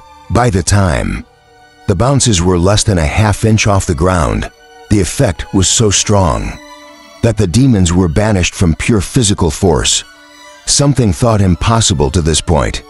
Only a strangely steaming, liquid paste remained of the unholy being. When Xenocide appeared in the sky, "Hello everyone, and thank you for attending my ascension into the heavenly ranks. How should I put this? I couldn't have done this without you. Thank you for the centuries of insanity that you propagated, universal constants, our physical quantity that are generally believed to be both universal in nature and have constant value in time. So there is nothing that you could have done to avoid this outcome." He seemed to ponder for a moment, but his form flickered near constantly, even while appearing not to move. People all over the field that had tried to use the lull to attack exploded into bloody mist. "Well, no matter, I did need you to do what you did. And now I need you all not to exist also. I finally have the power to do it. I am about to solve all of the issues our planet has faced for millennia." Xenocide's voice rebounded crazily over the entire area, his speech echoing at odd angles. There were times that Dale heard his words before his mouth moved, or where bizarre chanting or whispering was laced through the madness cultivator's words: hunger, poverty, subjugation of others, inequalities, and finally war. "I'm ending it all. You can't thank me later, ha ha. Ha ha." The land the war had been fought on began to churn, and all the blood juices, bodies, and detritus generated throughout the entire battle began to shift. All of it raised off the ground and formed itself into a massive rune script, a formation, a ritual, a dark, twisted, madness-designed ritual. The S-rankers that had been fighting each other instantly came to an agreement and turned their attention to genocide. And a new war began, a war they couldn't win, a war to subdue madness. Chapter 48. See it all worked out, Danny. I cheerfully watched the unfolding drama. I didn't need to risk my neck, and that extra armed demon thing was still taken out. Not that I have a neck to risk, but the analogy is valid. Cal, this is an even worse outcome. Look at that formation. What do you think that massive room script is going to do? Danny practically shouted at me. Let me see. I mean, it can't be too bad, right? He said he was going to fix all those problems, and I've heard a lot of people complaining about them.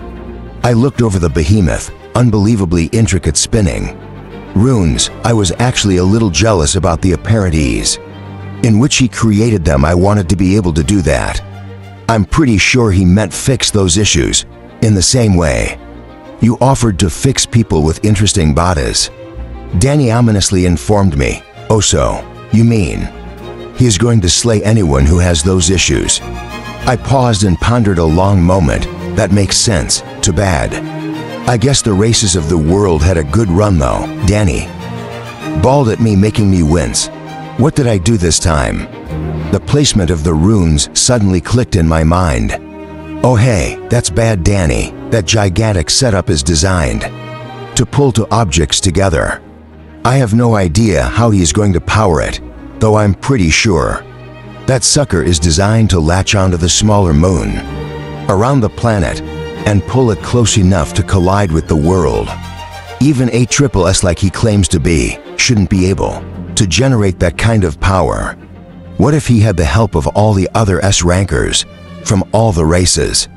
Danny's quiet voice interrupted my thoughts. I suppose, but I highly doubt that the other S-rankers and such would willingly end their world like that. It is more likely that Cal not willingly. But look, Danny directed my vision to the projection that every other being on this floor was watching. We were watching a few seconds behind reality, as we needed to slow down the projection to a level of speed we could follow. Xenocide stood tall as essence, Mana and spiritual energies assaulted his position. Instead of tearing holes in the world or ripping him asunder, Xenocide was able to direct every bit of power into the blood-soaked activation sequence of his floating formation of Rune's Crypt Abandon, long-ranged attacks. The most powerful beings of the respective races work together to contain all power and attack Genocide physically. The deranged cultivator somehow avoided all attacks by moving into strange, confusing or provocative poses. I laughed out loud when he put his index finger to his lips and bent forward, sticking out his butt and lifting a single foot in a sexy pose, somehow just not being included in the attacks of 8 different S-rankers. Danny's glare made my laughter peter off, and I was happy she couldn't see my mirth when I kept from being loud. A human would be rolling on the ground if they were having this much fun. A glint of something sinister appeared in Xenocide's eyes, and his hand flashed out and caught a startled cultivator. He tossed the S-ranked man as easily as a C-ranker tosses of all, and the thrown man splattered against the rune in an instant. All of his collected energies were drawn into the runes, and that was when I saw that there was a dungeon core being used to draw in the power. I zoomed in on the odd-shaped core and heard a gasp from Danny that she sounded absolutely sick.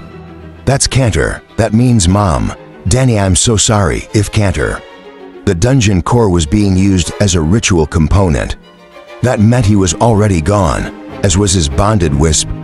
Another thought tickled my mind, even as I tried to comfort Danny. If the core of an S-ranked dungeon was being used for this run script, it would be far more potent than I had originally credited. If this run script were fully powered, there would be no stopping it. "We need to do something," I demanded decisively. "All troops prepare to attack. We are going after that ritual. We need to break it, and we need to do it now. Anything that can fight physically. Get to a portal, abandon banishing weapons, and grab any force-enhancing or piercing weapons, and get moving." Creatures began moving, sprinting to follow the orders of the dungeon. Me, that is my orders. I felt sick. They were all going to die, because I was ordering them to. I was 99% sure of it. "Navigation Bob, take us up. We are going to break that run script, even if we need to sacrifice the entirety of Mountain Dale and the dungeon to do so. Pour on the speed. Power is not an issue." I diverted a large portion of the mana and essence I was getting into the flight controls. We began gaining altitude, even as my creatures swarmed to my surface. The mobs were going to begin jumping as soon as we were over the massive runic circle. But Manny suddenly thundered his war cry and squeezed out of the entrance to the dungeon. He was much the worse for his travels, scales caked in mud and blood. He snarled at the assembled mobs. "Fools, return to the dungeon. I shall step in, and whether I fail or succeed, your deaths would have been in vain." I would have teared up if it were at all possible, seeing a single file line of goblins, bashers, cats, and golems ready to jump over the edge so that they could possibly do something to help me. Was heartbreaking, suddenly having them all back. There was no way to thank the selfless Manticore. We climbed higher, and soon it was almost time to throw our lives away. I shuddered at the intrusive thought, but I really believed that this was what was about to happen. My mobs traveled deep into the dungeon and entered the workshops.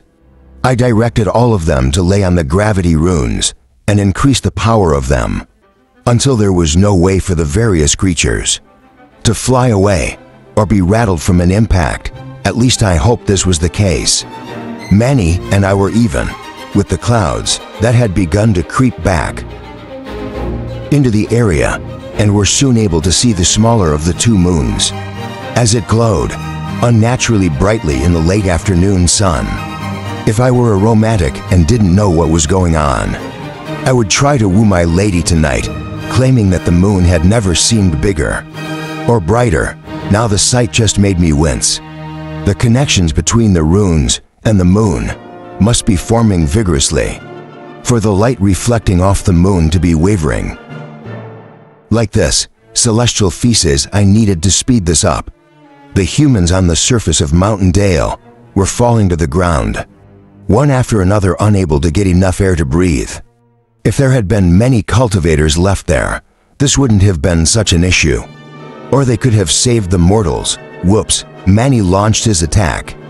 Jumping and diving off the cliff, I knew what he was going to do. And I was already horrified. He was going to slam himself into the ruins and use the destruction of his core to enhance a single attack. We were both hoping that his ability to corrode nearly anything would weaken the spot I would be targeting. As he got closer, I couldn't bear to watch. I looked down at the spinning ruins of Xenocide's formation, then up at the oscillating lights surrounding the moon, and released my version of a sigh. Drat, self-preservation was king. What was I doing before I could talk myself out of it? I let go of the power holding me upright and began to fall for canter. The projection of my target so far below, the rune's script shimmered as the base of Mountain Dale began to heat up. Soon the stone was cherry red and glowing, the friction with the air causing lightning to form and crackle along my surface. I adjusted my course a tiny bit. Seeing the space my Manny was going to attack, it was one of the few stationary points on the massive, flowing script, and as many detonated into corrosive poison and pure force. The ruins were painted red with his blood. I really hoped that had done what we needed. Now I had a target to aim for, and as much as I hated to admit it, Manny's actions had helped me go through with my own selfless action. A small part of me noted that Xenocide was cheerfully shoving his hand into an unknown cultivator, dressed like a necromancer in elaborate dark robes. I saw the instant he noticed the falling mountain and frowned, but he failed to move in time to block me as the obviously high-ranking man grabbed and distracted him. For the quarter of a second I needed in order to be too close to stop, the entire mountain and dungeon slammed at terminal velocity into the section of ruins that had been painted in the blood of my Madruk, sending molten stone to the ground and crushing or burning hundreds of beings on the battlefield below. As my projection cleared of the dust and loose energy, I noticed something unexpected. The mountain was still above the run script. We had bounced off of it. I hadn't been able to destroy the runes, though I saw a tiny stream of power escaping the run script from a crack that had formed. A crack, all of that for a crack. Xenocide appeared next to the energy stream, inspecting it with insane fury on his face. When his expression transitioned to relief, I got very nervous. Bad dungeon punishment. Xenocide smiled directly at me, somehow raised a hand, and smacked the mountain that was hovering in the air. Above him, a massive chunk of stone on the side of the mountain was blasted into dust, at least a few hundred tons worth. The rest of the strike sent me spinning through the sky. By me, I of course meant the entire abysmal mountain. If I had a stomach, it would have been emptied on the floors, walls and ceilings. As it was, the humans that remained on my surface and outdoors were tossed off and sent falling to the ground, far below the ones indoors. I would try to clean them up before anyone saw them. There was nothing I could do for several minutes. Even after the initial force of the strike wore off, I was now off balance and still out of control. It took a full half hour until I was able to compensate for the instability and spinning, and by then, well, the war was over. My dungeon was empty of everything but my attendants and the mobs that had been held to the walls and floor, and they were all heavily damaged. I had lost a tenth of my overall size, and my lake was gone. The wisps were fine, but Grace was so dizzy that she kept falling into the floor and accidentally causing corkscrew spikes to form. When she came back out, wow, Danny paused to heave, causing a trickle of glitter to fall to the ground. I'm glad you didn't draw attention to yourself during combat. You were right all along. We should have just run, Danny. I gazed at her form as she stared at me. I know, chapter 49, war is over, go home. Hans was still supporting an exhausted half-elf, as he queried the mages hovering above them. This is bad, Dale. Where are you? Princess Brianna appeared among the combatants, causing a few people to curse loudly, and one man to fire a stream of rocks at her. She dodged and ignored the small attacks. Calling for Dale once again, over here Dale called apathetically, as he helped Tom get to his feet and stand on wobbly legs. Please don't tell me that it is worse than it looks. At least it isn't raining, someone called brightly, obviously trying to lighten the mood. A lake's worth of water suddenly sloshed to the ground a few 100 feet away, causing decomposing bodies to be washed toward them, exhausted. Water mages directed the flow around the group, but glared daggers at the too cheerful man. Dale, we should speak and know. Everyone needs to hear this. Brianna took a deep breath and enhanced her words with wind, carrying them across the field. The High Elves, dwarves, Northmen, humanity, my mother, they were all killed here. They were all used to power, that monstrous runes crypt floating in the air without an S-ranker. The guild law states that not every S-ranker assassin. Dale stifled a groan as Barry's voice echoed through the area. A sick smile was on his face, even as a huge portion of the survivors began to cheer wildly.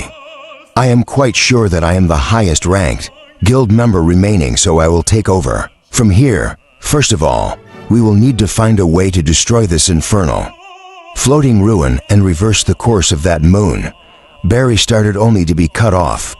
Xenocide's voice drifted over unenhanced and nonchalant.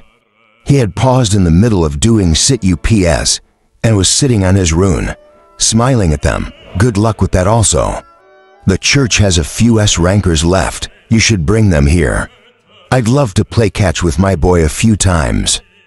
Before the world ends, Barry paled, his hands trembling, as he looked at the insane person who was staring back at him.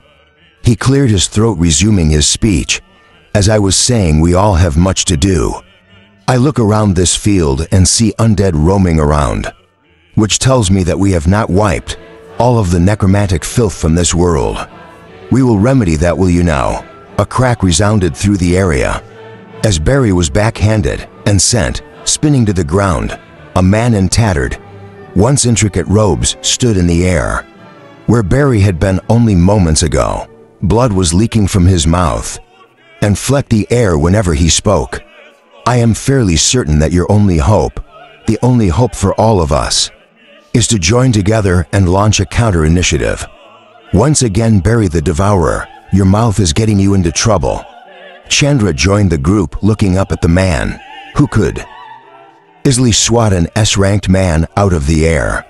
There was only one explanation for his overwhelming power. Why would you do this, Ra? I go by the Master now, madame. The Master's voice had lost a bit of its frigidness, and a touch of sadness had entered his tone. We were all wrong, we were manipulated. We lost sight of everything we had hoped for, and all of the world events in the last 500 years that brought us to this point were calculated and plotted. What, who would? Chandra's voice faltered, as Xenocide waved at them lazily. That was me. Thank you for the recognition. Do you have any idea how hard it was to convince the entire world to hate each other? All right, fair enough. Not that hard, but still. It is nice to be noticed for your dedicated efforts. Nap time. There's no way a triple S ranker needs sleep. Dale muttered as Xenocide fell backward and snuggled up to a no longer animated zombie. Bear snores drifted to them in moments. We should strike now. Barry was pulling himself out of the crater his impact had created and was intentionally not looking at the Master. Shut up, Barry, the Master ordered coldly. We are all exhausted, our forces are devastated, and if we couldn't defeat him with the most powerful combined forces of the entire known world, what could we do now that he slew them? Listen, all of you, we were all led astray. It is clear to me now, things in my past that confused me. The reasons people acted the way they did, to my powers and the power of my followers. All of the blame rests at the feet of genocide. Oh, I'm blushing. The master grimaced and ignored Xenocide's words. We need to quit the field, and those of us that remain need to find peace amongst ourselves, no matter our personal feelings. I want this to happen, but I will warn you, only once. Attacking my people means that you forfeit your life. There was silence on the field, but slowly the surviving people began grouping together. It took 3 hours for everyone to cross the massive battlefield, but soon elves stood by dwarves, Northmen stood near Amazons, and guild members uneasily eyed black-robed necromancers. The tension in the air proved that the only thing keeping these people from attacking instantly was the shared fear of what loomed above them. The ruins in the air shifted again. The once pure red was now tinged with green, and creating a sickly light, the master strode forward in the air, looking at the assembled people with tired eyes. All right, please believe me when I tell you that this war is the absolute last thing I ever wanted. It should have never progressed to this point, and if pride, tradition, and fear hadn't gotten in the way, we would be living in a much better world right now. The master took a deep breath, and in that moment, one of the Amazons tried to derail the conversation. Was destroying our society twice not enough for you? Male, wouldn't this issue never have happened if you had followed the law? Instead of a question, her words were an admonition. I had no interest in being a slave, nor did I care for your rules, or what happened to males that learned how to cultivate. Murdering a child, that is what you wanted to do. Don't speak, I know the answer. I was there, wasn't I? The master's words were a command, with a touch of power in them, and the Amazon found that her mouth would no longer open. The master continued, now uninterrupted. Everyone, I am uncertain what your individual cultures and practices are, but I doubt any of them include dying without a purpose.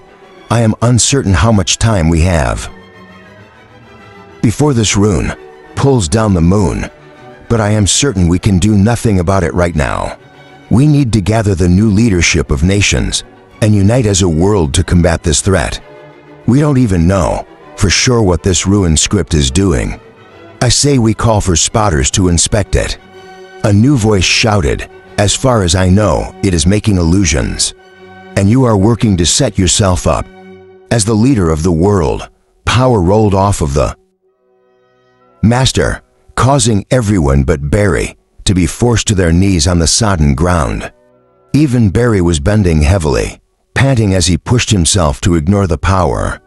The master's voice thundered in the air, causing noses and essence-enhanced ears to bleed. Do you think I would need to ask to rule you? Your leaders are dead, slain by that madman. You want to resort to bureaucracy. As the world is literally ending, I should castrate you here and now, so that your genes don't spread. I have 13 children. The man whimpered in a desperate plea to be released. Of course you do. The master sighed and reined in his power. The pressure eased and he looked around. Find yourself new leaders.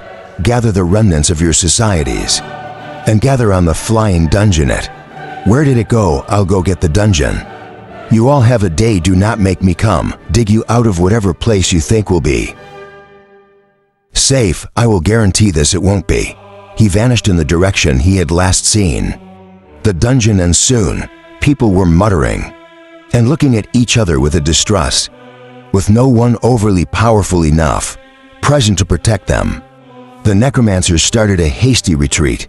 A few people discussed going after them, but after the world shaking events of the day, no one had the energy to act upon their grumbling. Tom looked around, searching the sky. The dungeon really left us here. Did you see what that slap did to it? Rose shook her head sadly. I would have fled if it were possible. Right now, though, I think we are stuck here until this ends, one way or another. Chapter 50. Gotta run, now move sprightly. I sang lightly as I flew as fast and as far as I could. I was staying low to the ground, which frankly I wasn't sure if that would help. I was a mountain I didn't exactly do inconspicuous well, although I looked at the elven embassy. That had been built above me and started absorbing it. Nom nom, you seem a little loopy cow. Danny stated unnecessarily. Did that slap rattle you harder than I thought it did? No, I'm just excited to be making a break for it. How long has it been since we got to hang out? With only people that we wanted to hang out with. Maybe we should seal the entrances for a while and dive really deep into the ocean. I bet it'd be hard to find us down there, huh? As if we'd never survive the deeps. Danny chuckled like I had made a joke. And when she realized that I was serious, her tone completely changed. Cal, you do know that the most powerful beasts in the world live in the deep oceans or deep underground, where the essence concentrations are highest. I guess that figures. I sighed as I felt feet touch down on my surface. Well, it was a beautiful dream while it lasted. Someone's here, I suppose we should greet them. My attention turned to my entrance as the master walked in. You could have heard a pin drop as the tension mounted in the air between us. I created a pin and dropped it on the second floor. To test this theory, yep, his head twitched as the tiny noise reached him. He cleared his throat, which was probably just as useful for him at the S ranks as it was for me not having organs. So dungeon, the master's powerful voice shook dust from the ceiling. I really needed to clean the place up. Xenocide's slap had done a number on me. I came here to apologize to you and your wisp both. What? My voice was inaudible to him. What? Danny's screech could be heard 5 floors away. Oh, Abyss, no, you don't get to walk in here. And my pleading voice cut off the incoming tirade. Danny, he can really do whatever he wants to do. Let's not irritate the man that can kill us. More than once, I hear that your wisp remembers me. The master sighed deeply, running a hand through his hair. Listen, the both of you. I have been experimenting with dungeon cores for a century, and I have never encountered one that could be considered actually intelligent. Every single one of them was nothing more than a bundle of instinctual hunger. I had no reason to believe that wisps were any different. I had heard legends of WISPs and cores, and assumed that binding them together was what made the intelligence of a core happen. I didn't realize it was more. He paused, either deep in thought or pretending very well. Little wisp, when I had captured you, I was shocked that you were able to speak aloud. By then, though, I stayed the course despite my better judgment. I have now learned why. Xenocide's power is far-reaching and insidious. I met him when I was but a child, and he gave me something that allowed me to attain great power. I now am able to break past his control, but only because I finally recognized it for what it was, a seed of madness. Danny didn't answer, though she could hear him clearly. The master started walking deeper into my dungeon. I know you have no reason to listen to me, and you certainly have no reason to trust me, but I do need your help. There are a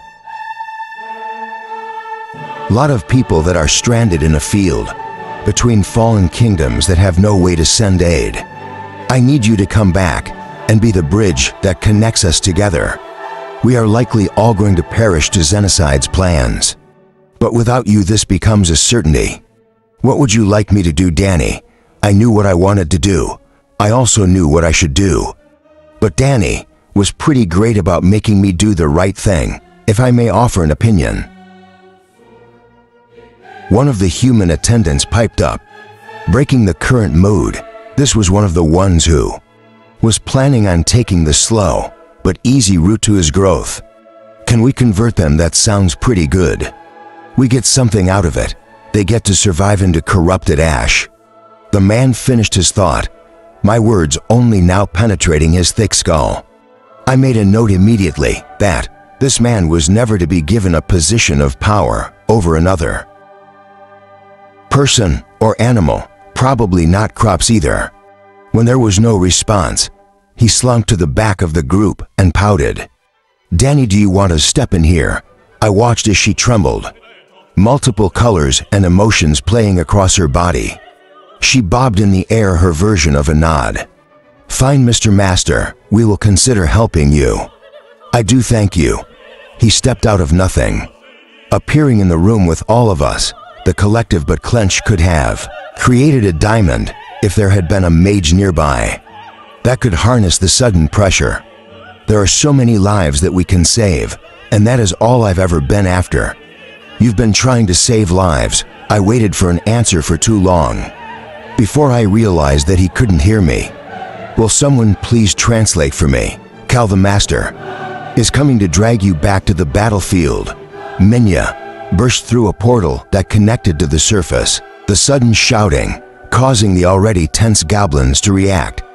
In certain ways, a few squeaked, a few got into battle positions, and one fainted. Got that, Minya?" I watched, the look of horrified realization cross her face as she saw the man himself in front of her. "Actually, you have perfect timing. I needed a translator. Can you speak for me?" Her incomprehensible squeak of terror answered that question easily. I was going to ask Danny to step in, but Minya rallied and straightened her spine. "I will speak for you, Great Spirit." "Oh, not this again." I groaned as nervous chuckles rolled through the room. I looked over to see the Master looking around in shock. Were those tears in his eyes? His hand moved fast enough that I was certain no one else noticed, and the droplets were gone. He swallowed deeply, nodding a few times. I have missed laughter, actual laughter, not the maniacal cackling version. No one laughs around me anymore. And even with my abilities, hearing it always catches me by surprise. I have only greater respect for you, Dungeon. If your people are comfortable laughing near you, you are doing something very right. Ask him if I need to turn around. I directed Minya. She repeated my words, and the man nodded with a twinge of dismay. I turned Mountain Dale in a wide arc and began flying back the way we had come, albeit slower. No need to be wasteful or get there just for Xenocide to decide it was killing time. Will you ask him if he has a plan? I'd really like for there to be a plan in place. Before we do anything, having a plan is a good plan. Calm down, Cow, Danny whispered soothingly. Cal, so that is your name, Dungeon? The Master got nods from all around the room. Interesting. I only met one other dungeon that had a name, and Cantor was a worthy foe. The absolute silence that followed his words caused the incredibly powerful man to shift with discomfort. Once again, I would like to reiterate that I was at you. Danny whispered darkly. Her colors were icy blue, and she was pulsing like a poorly created rune. Were you the one that killed them? The Master looked down at the ground. I can neither confirm nor deny that statement. I pledged to never speak of it, and so I cannot deny it without breaking my word for some reason. Danny calmed down when she heard his words. She pulled in a deep gust of air and spoke normally again. I see. Thank you. Is there anything you can speak about the Bound Wisp? Why are you so calm? He might have. I tried parsing the conversation, but humans were confusing. If I didn't have Danny helping me out, I would almost certainly get in trouble pretty often. I cannot say. He sadly shook his head. Please, once more, forgive me for what I tried to do to you. For what I tried to do to both of you. I need to get back, and I will see you soon. We talk? He stared at the air and in an inexplicable way through the air without awaiting an answer. The Master stepped forward and into something, vanishing without a trace. I watched the spot where he had been, trying to detect any differences in the essence or mana of the area. Nothing. How bizarre. I looked at all the uncomfortable faces in the room and directed my thoughts to only Danny and Minya. Did anyone else notice that he was bleeding? Why would he be bleeding? Chapter 51. Rose was having trouble with the loss of Adam. They all were, but she didn't seem to understand his heroic sacrifice. I don't care what he said at the end, Dale. If he had just told us, we could have found another way. Rose, you know how Dale was forced to drift to the side, letting another arrow skim past his head. Dale decided that Rose had been getting considerably more violent. "Don't you tell me how, Adam Hans. What are you doing? Do not get any closer to me." Hans was staring at Rose, his face a blank slate. He trod forward with heavy steps and used his daggers to deflect the arrows she sent at him. With a scream, she swung at him with her bow, only for him to gently use her momentum against her and leave her wide open. He stepped forward once more, sweeping her up in a tight hug. Dale could see Rose struggle violently, but Hans turned his head slightly and whispered something in her ear that was too soft to be heard from this distance. The fight seemed to go out of her, and she collapsed onto him, shaking with shirt-muted sobs. Tom stood near Dale, nodding at the horizon. "The dungeon's on its way, see that dot? Pretty sure that is it, but take a look for yourself." Dale nodded as well, turning away from his friends and peering at Xenocide. The man always seemed to lock eyes with him whenever Dale looked over, and it was creeping him out.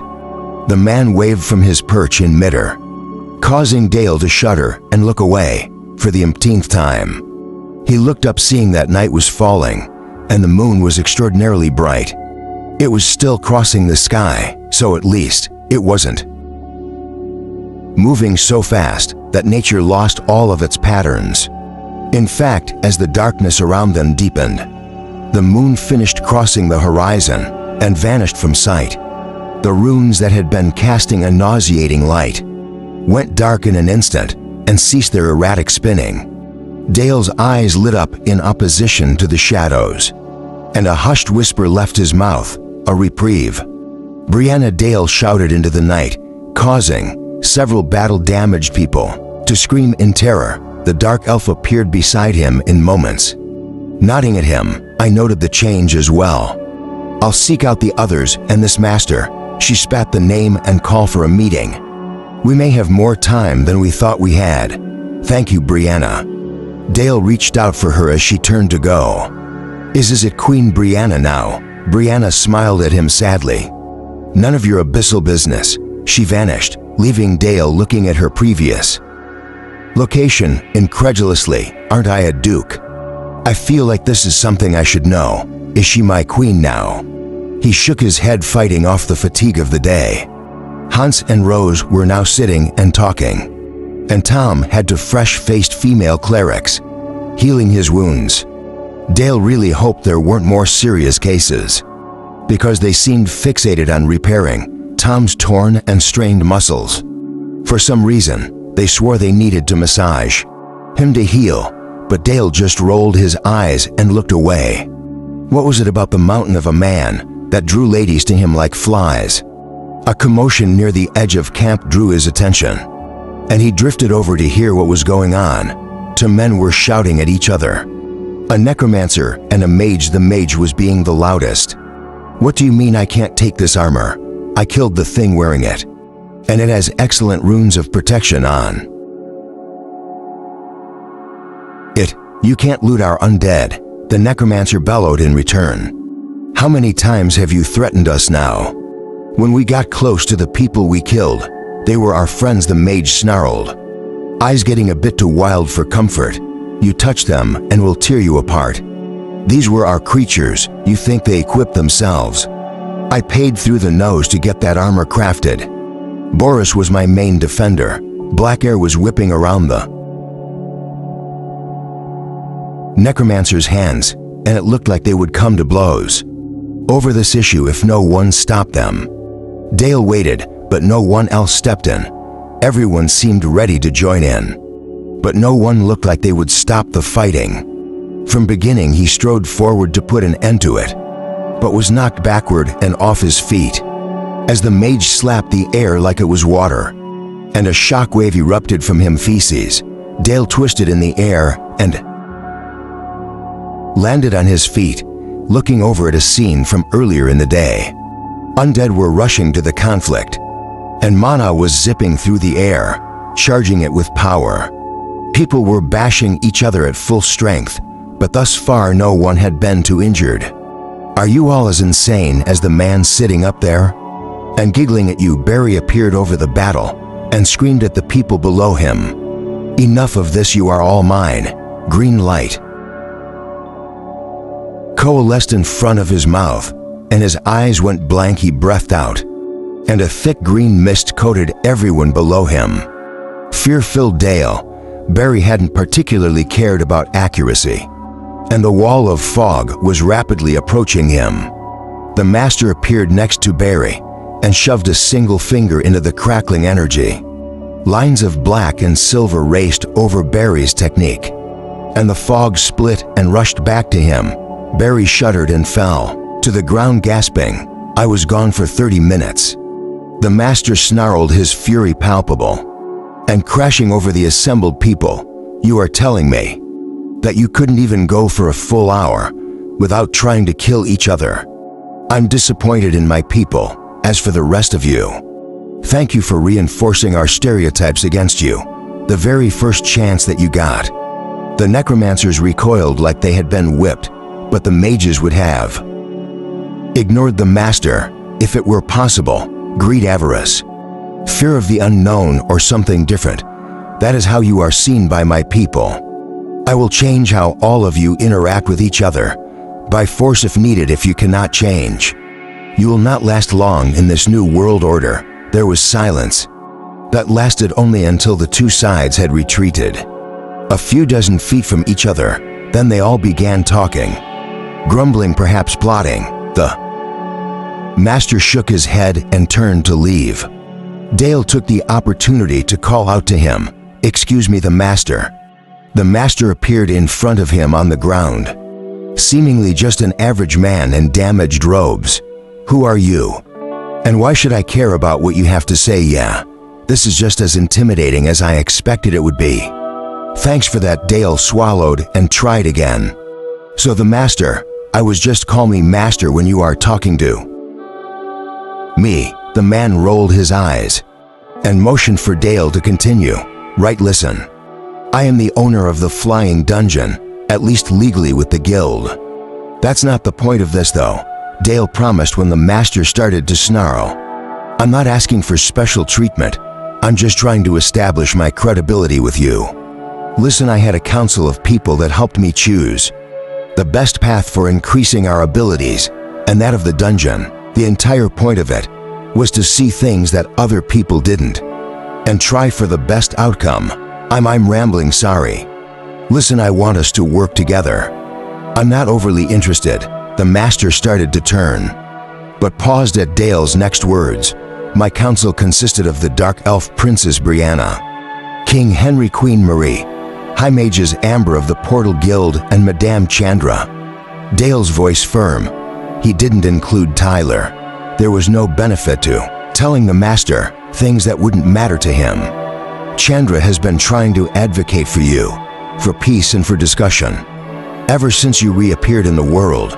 Not only that, but we together represent a large portion of the race's leadership.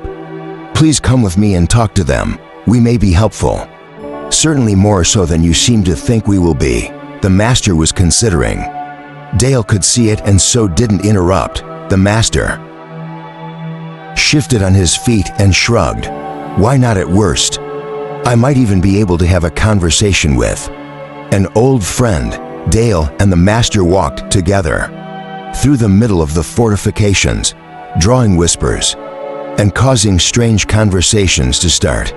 As they walked past a tight-knit group, a familiar face stepped forward. Thomas Adams, the man who had lost his nobility, had a look of absolute glee on his face. "I should have known, of course. You were helping the necromancers. It all makes sense now. Shut your mouth or I'll break your nose again and mess up your face bad enough that it'll take a flesh mage a month to fix it." Dale's aura shifted and bright flames dripped from his fingers.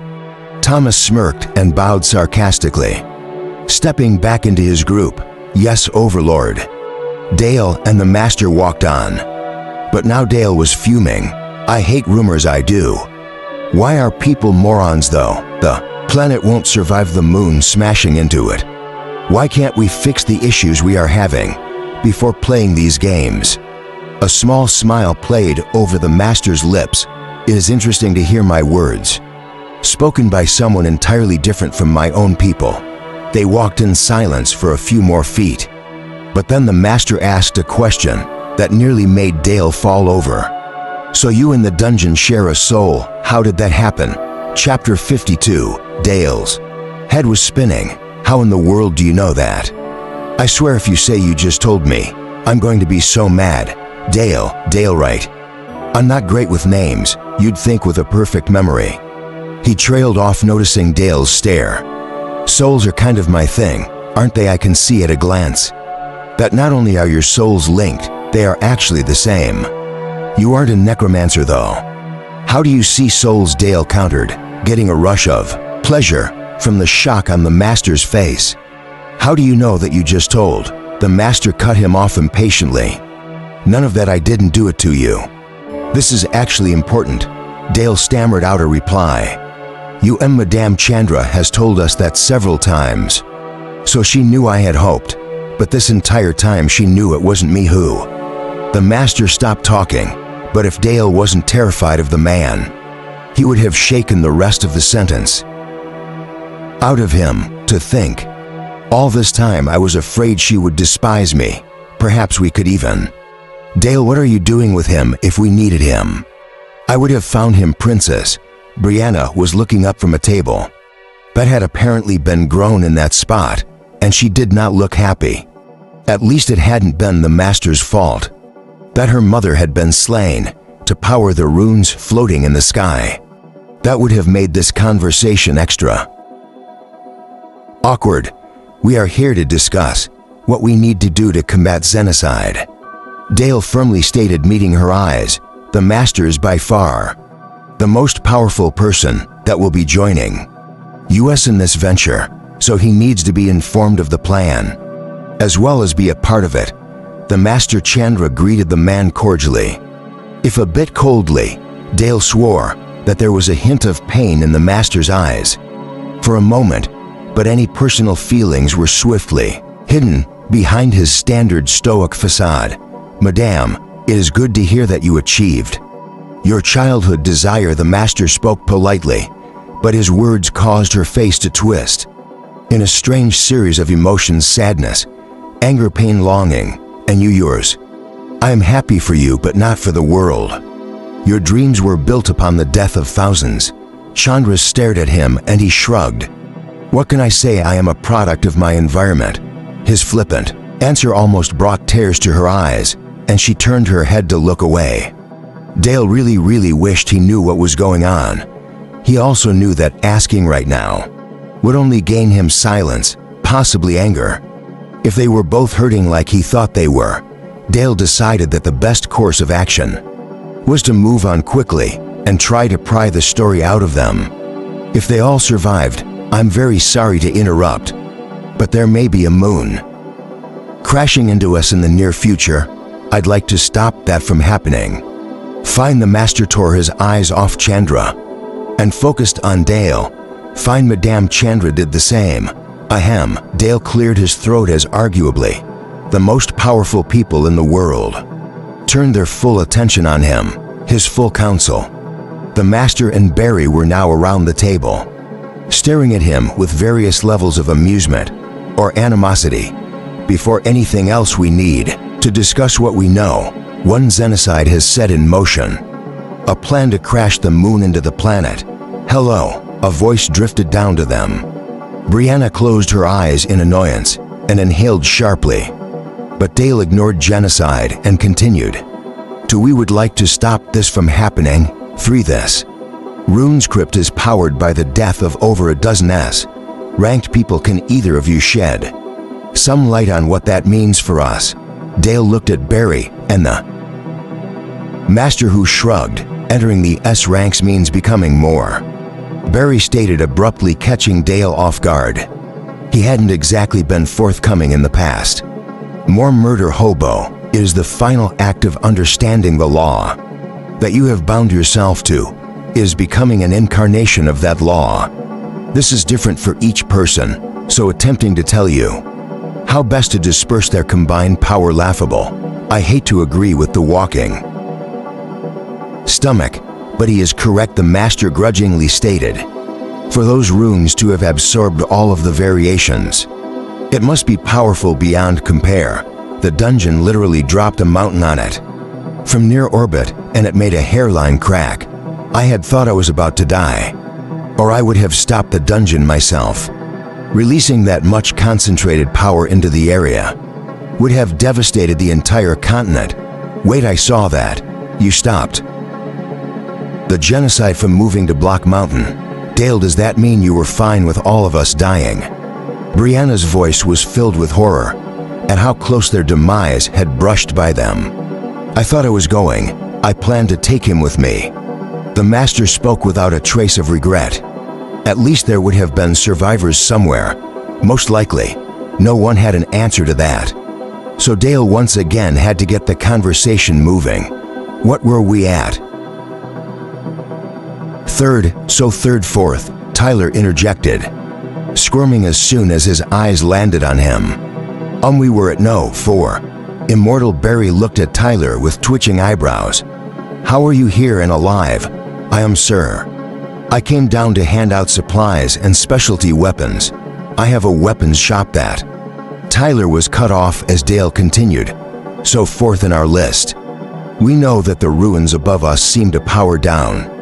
When the moon is hidden by the curvature of the earth, Dale resolutely ignored the looks he was getting from the others.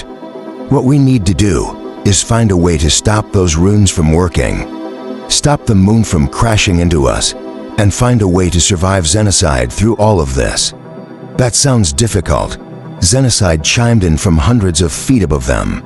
However will we make it happen? That is actually a good question. But we need him not to hear us. Dale sighed as Xenocide chuckled. I can do that. The master looked around, gauging the distance around them, and grunted. Something odd happened to the air, and all sound from outside of their group was cut off. All the light vanished as well. Though Dale's sunlight or affixed that easily, we are not. Technically in a different plane of existence, but we are cut off from outside influences here. We have about 30 minutes of air less if anyone panics. He looked pointedly at Tyler, who did his best to regulate his air intake. Dale looked around at all of the people, getting ready for the inevitable arguments. So what does everyone think we should do? We can't beat Xenocide, and we can't outright destroy the ruins. Madame Chandra tapped her chin as she thought out loud. I guess that leaves blowing up the moon. Barry finished her sentence with his own thoughts. Idiot, Chandra spat out. How did you ever reach the rank you have? Attained. I was going to say compromising with Xenocide to stop this from happening. Not everything needs to be about killing. Perhaps there is something he wants. How likely is it that he is actually going to go through with this? He is going to die too if the planet is destroyed. Brianna growled with a tired voice. He would have to be insane. The master finished for her with an arched eyebrow. I think that has been established. If this is how he plans to reach into the heavenly rankings, nothing we will ever do will be enough to stop him. No, what we need is a way to get rid of those ruins. They are working to bind the moon, but I don't think that the earth is being pulled as well, or there would be other things happening to us. Could we get the ruins off this planet? Have the moon dragged elsewhere for celestial sake? Just bury them if the curvature of the earth is enough. Put them in a pit and cover them up. Silence greeted the suggestion, and it was the only option that sounded viable. Destruction was impossible without mutually assuring their own demise, and negotiation was also out redirection that might be possible. Dale looked over at High Mage Amber. This is your area of expertise. Is it possible putting them in a pit? No, there is a difference between a layer of dirt and the entire planet being between them. The other option, getting rid of them. It depends on the amount of time. We have to make this happen. If we are talking days, it is unlikely. If we have weeks and a way to generate the rooms and resources needed, then maybe. If it were as simple as waving a hand, Xenocide must have spent decades putting all of this together. The rooms were fueled with S-rank power to function, yes, but his setup cost over 100,000 batas and their blood, not to mention the essence and mana they had accrued. Ritual magic is poorly understood, but it is powerful. Amber shook her head and fell silent. The dungeon is our answer to all of this. Dale's eyes were wide, and pieces were starting to fit together. It can create perfect runes, it can generate materials, and it uses rituals for various things. I've seen it. Rituals are just well connected and timed. Rune script after all, aren't they? If you want to use the most generalized thoughts on the subject, how you would explain it to a child, then yes, that is what rituals are. The master smirked at Dale's eye roll. No one has dared to scoff at me in a decade or more. I forget if I dislike it. I think you have a point. We need to bring this to the dungeon. If it will work with us, we may be able to make this work. We might all survive. I'll ensure that ritual magic is taboo after this, Barry quietly muttered. The only use it has is to destroy. And the cost is too high. It is an unstable magic. Tricks for people who don't have personal power. A joke that could kill us all. Barry Chandra's voice was a whiplash. The master, can you return us to our previous location on the dungeon so that we can get this project moving? The master nodded solemnly. Sound and light washed over them. A moment later, a necromancer ran over, braving the hostile looks from the people he passed. Master, something is happening to the undead. We can't prove who is doing this to our summons, but somehow someone here is severing our link to them. The master looked over the assembled people coldly. Right now this doesn't matter. Bring everyone here, everyone. We are going to the dungeon. Chapter 53. I was maintaining a 5-kilometer minimum distance from Xenocide. I knew it wouldn't help if I upset him, or he decided to destroy me, but I was taking an out of sight, out of mind approach. I was trying to, at least, but every time we looked at the projection, he would look at me and our gazes would lock. He would always wave, to no idea how he knew when, or knew where I was watching from. Even my vision was passive light collection. I wasn't sending anything back out. This guy is the ultimate creepy creep. It was time to distract myself. Danny, how are we doing on essence and mana collection? Should I be focusing my abilities elsewhere, or just continuing to dump it into my foundation? One moment, Cal, Danny's distracted voice, told me that she was trying to stop Grace from doing something. Her next words confirmed that. Grace somehow lit this thing on fire, and I can't put it out. Not only that, but it keeps, I'd almost say, dodging what? I took a look, and sure enough, there was a ball of fire on the ground 1 floor up. Danny sprayed water at it, and it rolled wildly to the side. What was she doing up there? She was playing with the golems, and one of them broke. Danny growled as the fireball hopped away. She started playing with the broken chunks, and hold on. Danny stopped trying to kill that. I was watching the fireball hop around, and got more and more excited. This is it. This is what I've been trying to figure out. What are you talking about, cow? Danny was trying to kill the fireball. By staring at it, I could just tell she didn't like Grace playing with dangerous materials. I decided not to tell her about the lightning room I had built to train Grace's dodging abilities. I have been trying to decide where to go after. Golems weren't cutting it anymore. Look at that fireball, Danny.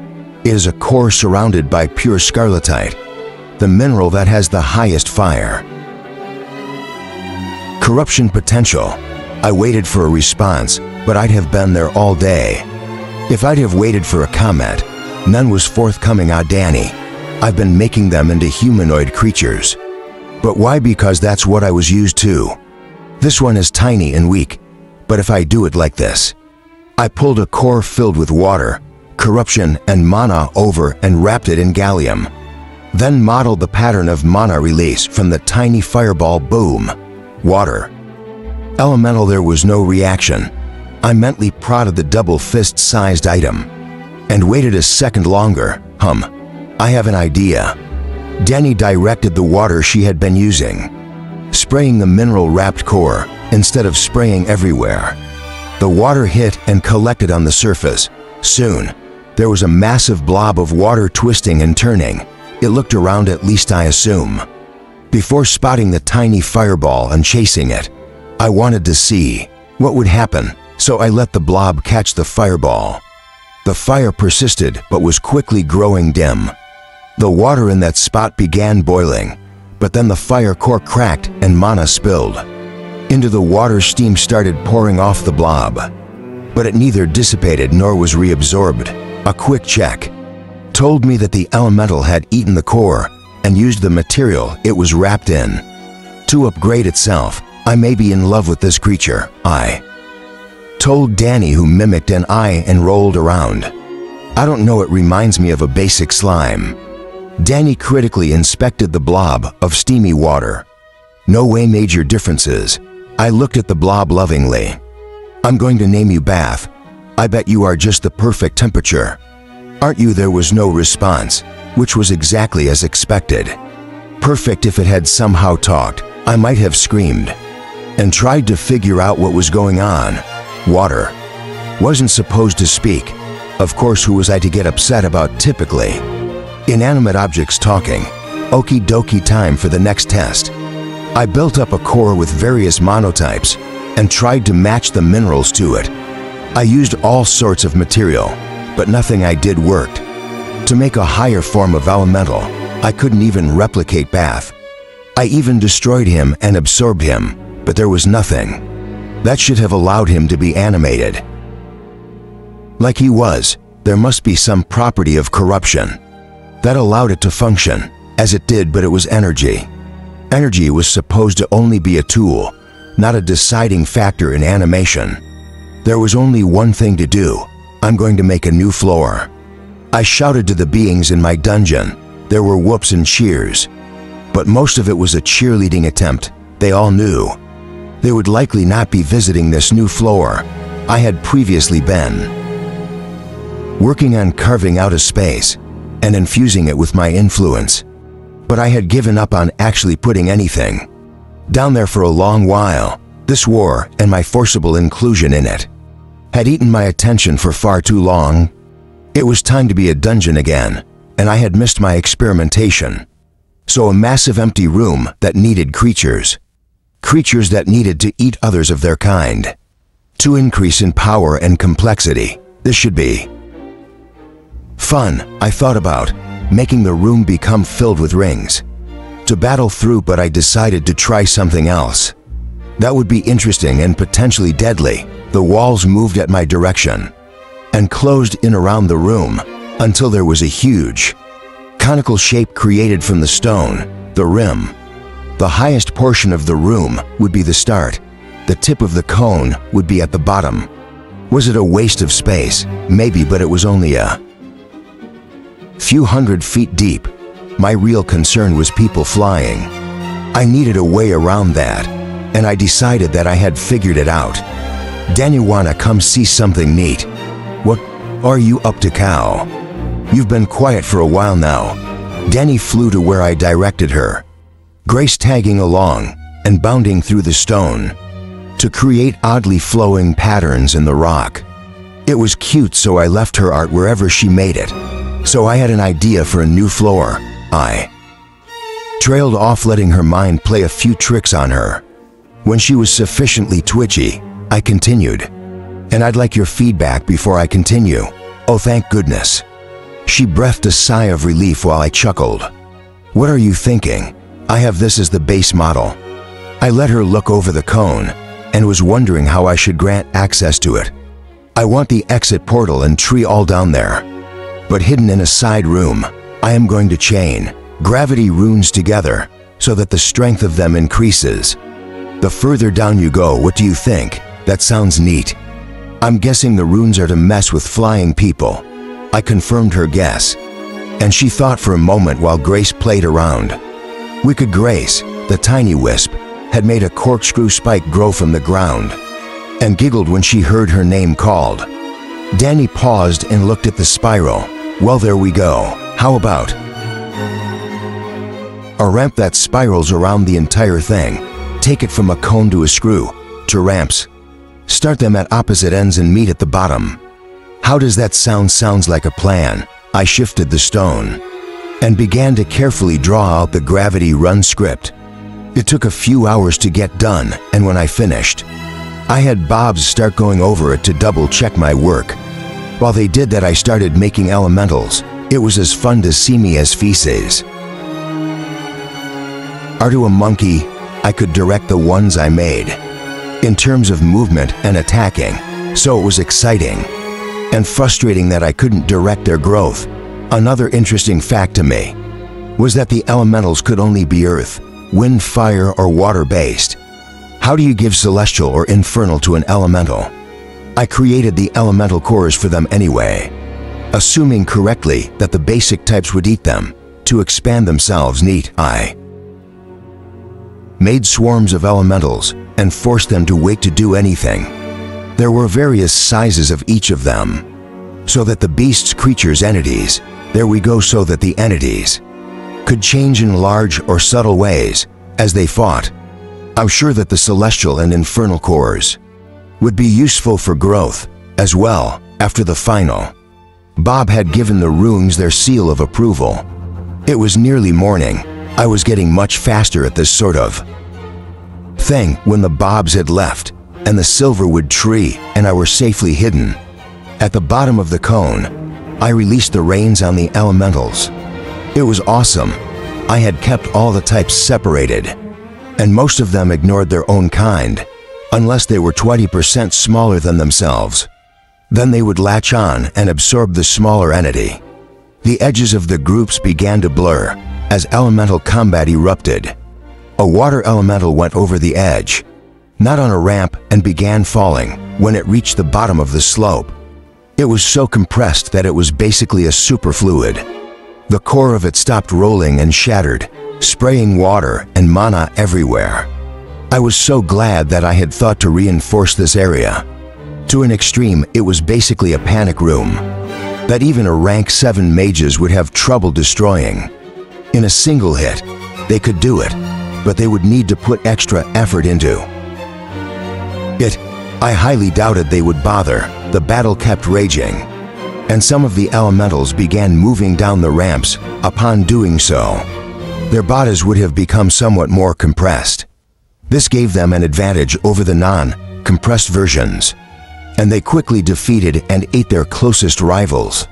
If they progressed too quickly, they would break under the pressure and be scooped up by the others, or their power would return to me. By the time one of them reached the base of the cone, they would be incredibly powerful. If I could have purred in pleasure, I totally would have done. So I tried to make a similar sound, but only got an odd look from Danny. I ignored it. I was happy. So what if I'm a little strange? You have to be a little odd to be number 1. Chapter 54. Daylight started to touch my surface, which always made me a little ticklish, or something similar, I suppose. How could I be tickled? It seemed fun, an issue for another time. I saw the light flare from Xenocide's run script as the moon breached the horizon once more. What incredible power those runes contained. I simply had nothing that I could compare it to. A miniature version of the sun. It didn't give off heat or light, so no. But something about that comparison tickled my mind. Speaking of power, my ley lines had never stopped expanding, even if they had only moved downward fractions of an inch. That was over the entirety of the planet, so it was still pretty impressive. Whatever power not used by me directly, or for my purposes, was directed back into expanding the lines. Loose essence continued to flood into me, but I was also starting to notice the lack of mana. Storms in the area, from all the power thrown around yesterday. I would have absolutely expected the world to attempt to purge it from the atmosphere in the form of a mana storm. That it hadn't. I was pleased. This was the first direct confirmation I had gained that my ley lines were ironing out the overly concentrated areas of power in the world. Now I wasn't absorbing all of it, but as one area of high power concentration was removed, It would stop leaking power into the surroundings. When areas with low concentrations were drained, energy would flood in from a more highly concentrated area. I had several bobs working to take samples of the power density, and they were making a second map to set over the first. They called it a power overlay. Pretty basic but easy to understand. Now the hope was that we could increase, draw and lay lines in the areas with the highest concentrations. Doing so could only be beneficial. At least to us, it was likely that powerful monsters would not appreciate their layers weakening, but that was someone else's problem. Or at least an issue for the future. Oh, I should extend my influence to the base of my mountain so that I can crush things and absorb their pattern. That would be my next goal after fine-tuning my elemental cone. I was getting the warm and fuzzies from watching the rapid evolution of my new elementals. I felt like a real dungeon again, and not just a ride or cash cow for the powerful. How long had it been since I made a new monster, made a new rune? I had all the runes the spotters publicly knew about, but what had I done to seek out or create new ones? I was in a creative tizzy, and I felt like I was myself again. After weeks of stress and uncertainty, do you know what happens when you overstress a core? Boom. I'm glad I avoided that. The strongest of the elementals had reached the halfway point of the cone and had undergone significant changes. No longer were they blobs of basic elements. As the pressure had increased, they had been forced to branch out. From their weak forms, limbs were made appendages, whip-like tentacles, but still no heads or other sensory organs. Why would they need them? The one I was rooting for had started out as a giant fireball and focused mainly on attacking and eating earth and infernal types. It must have killed a spider or something, because otherwise I had no idea how it decided to make similar limbs. It was now an infernal magma elemental and had 12 legs. It looked like a darkly glowing ball of molten stone, and it was interesting to watch. When it walked, it raised the front and back 2 legs, so 4 legs total, and used them as piercing weapons. It never had to turn, it only needed to use different legs. This gave it amazing mobility, even though I had originally thought it would be a weakness to need to change which legs you were using. What would I know about leg usage though? I called it Arania Infernum, or Arania for short. What can I say? I'm a very literal core. This elemental was directly across from one that I had been subtly guiding to be its opposite. This one was Bath version to Imbrium Aureum. Strange name, but very fitting. It had started as a massive water elemental and had been eating air and celestial types like daylight jerky to fast for their own good is what I mean. Soon water was no longer dominating, and it had turned into a core with celestial infused raindrops swirling around it at high speed. I was really interested to see what would happen. If these two ever met and fought, would the outcome be a chaotic, lightning superfluid elemental want? I want it bad. Unfortunately, their progress had stagnated. They couldn't continue downward for fear of the pressure crushing them, and they couldn't move upward without being overwhelmed by swarms of their brethren. They had to hold their ground and destroy challengers that came after them. I had started dropping caches of cores along the path that matched their current progress, just so that they could continue to progress. I thought of it as a leader bonus. Everything else had to destroy to empower themselves, but the leader needed incentive to stay ahead of the rest. I loved its survival of the strangest. Imbrium closed in on a challenger, and the spinning droplets shredded its opponent in moments. Those drops, they had the force of B rank for mana behind them. Speaking of ranks, I could feel my path opening before me. I was sitting at B rank 9 right now, trying to find the key to unlocking the A ranks. I was certain it would be an esoteric truth, an understanding of myself and my law that would drive me forward into great power. If it was something obvious, I would almost feel cheated. I wouldn't mind, but I wanted to rise in the ranks. in an awe-inspiring way, not quietly and surreptitiously. I wanted to hear the humans say celestial feces, we should run, or something similar. I just had to think of humans again, didn't I, almost as soon as I had. I felt footsteps on my surface. It was like a summoning spell. How many were arriving? I took a look. It appeared that the entire army of mixed races had flown here, EWW necromancers. So many of them too. I had gotten over my hatred of them, but having them around made me nervous. The church tended to be less than careful when exterminating the heretics, and I had heard stories of entire cities falling. Of course, most of the church's most powerful had been slain. Go oversee the arrival of the new leaders of each race. The master's voice made dozens of people start toward the portal, obviously thinking he was talking to them directly. It just had that kind of quality. I saw his lips twitch in either a grimace or laughter as the people tried to figure out who was supposed to be in charge. His next mutter was too soft to be heard. Like herding cats, I could appreciate that sentiment. I was still trying to get some of my cats to give up the special weapons and armor I had equipped them in, and I could supposedly force them to do it somehow. I kept finding one more cat playing with the shiny, super weapons. Dale landed with a group and walked toward the master. With Tom and Toe, I also noticed that Hans and Rose were walking toward the tavern together. What had happened down there? She must have taken a blow to the head. Dale was looking around, seemingly surprised by the lack of motion on my surface. I guess everyone left through the portal to wait out the war.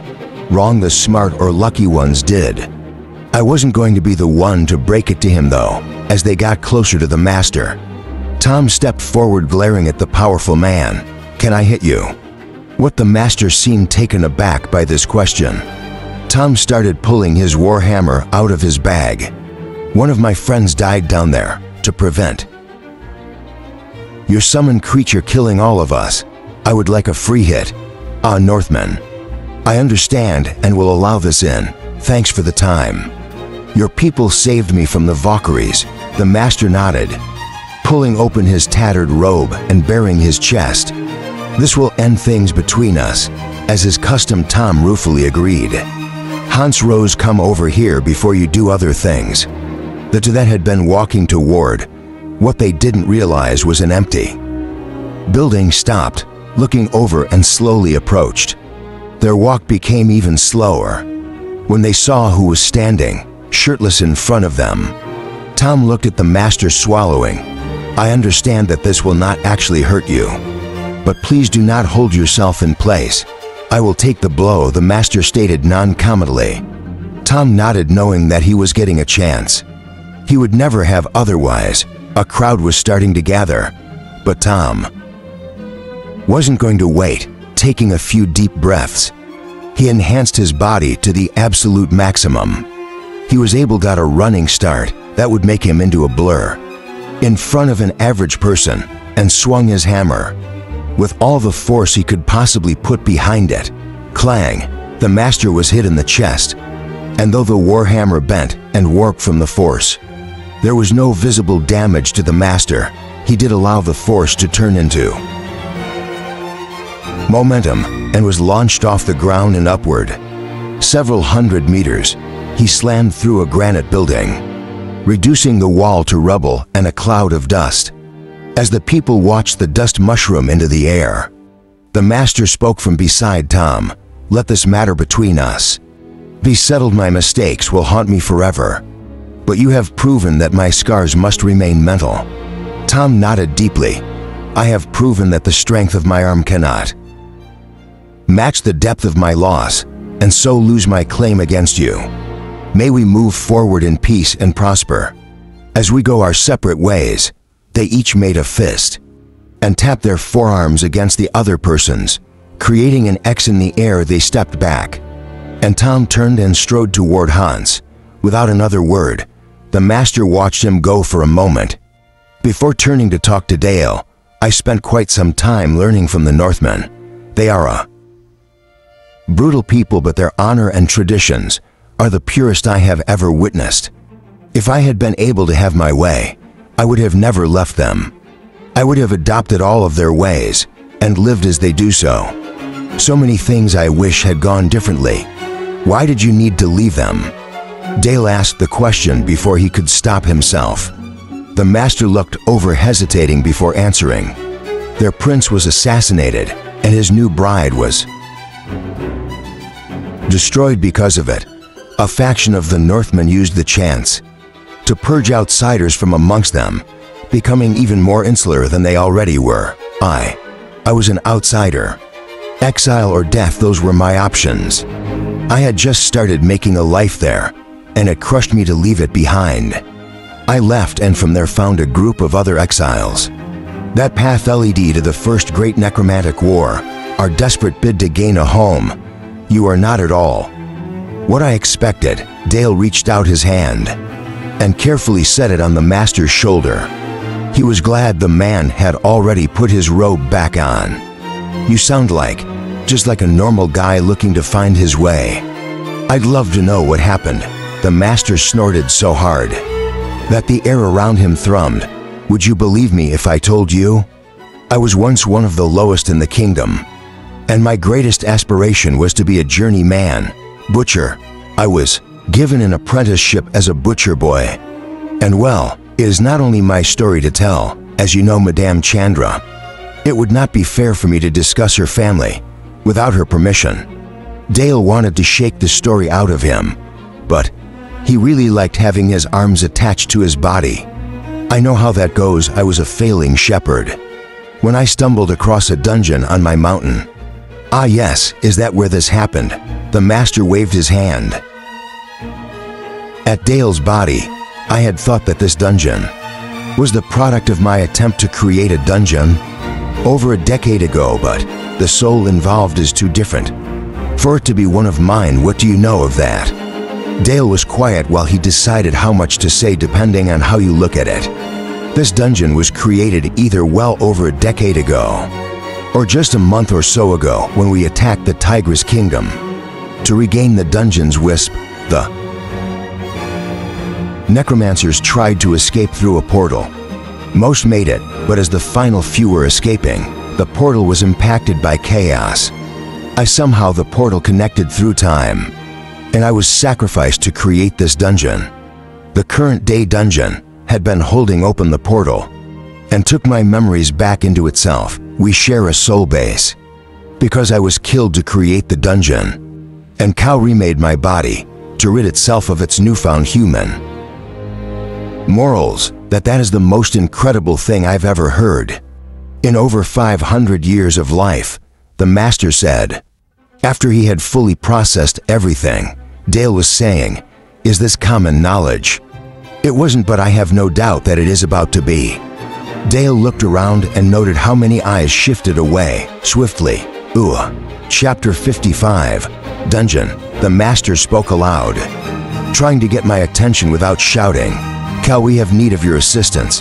Dale, would you please tell the scary man that I'm busy doing dungeon things? If he's going to threaten me like Barry did, I'm not sure what I'll do, but I might just slam this whole place into the ground and see what happens. I had already agreed to play horsey for all these people again. If they tried to make me do stuff I didn't want to, I might seriously start smashing things. Whoa, easy, Cow. Dale at least sounded concerned about this.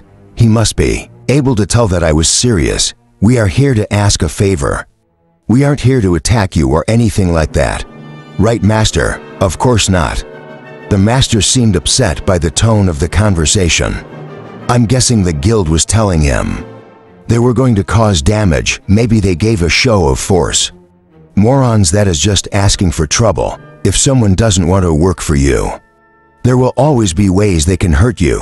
Done that as Cal. We would like your help in stopping genocide. We need to find a way to dismantle those ruins, or possibly send them away. I waited a moment so that Dale would panic a little. That never got old. So what do I get out of this? Well, the planet might be destroyed, so you get a place to live. Dale shot right back.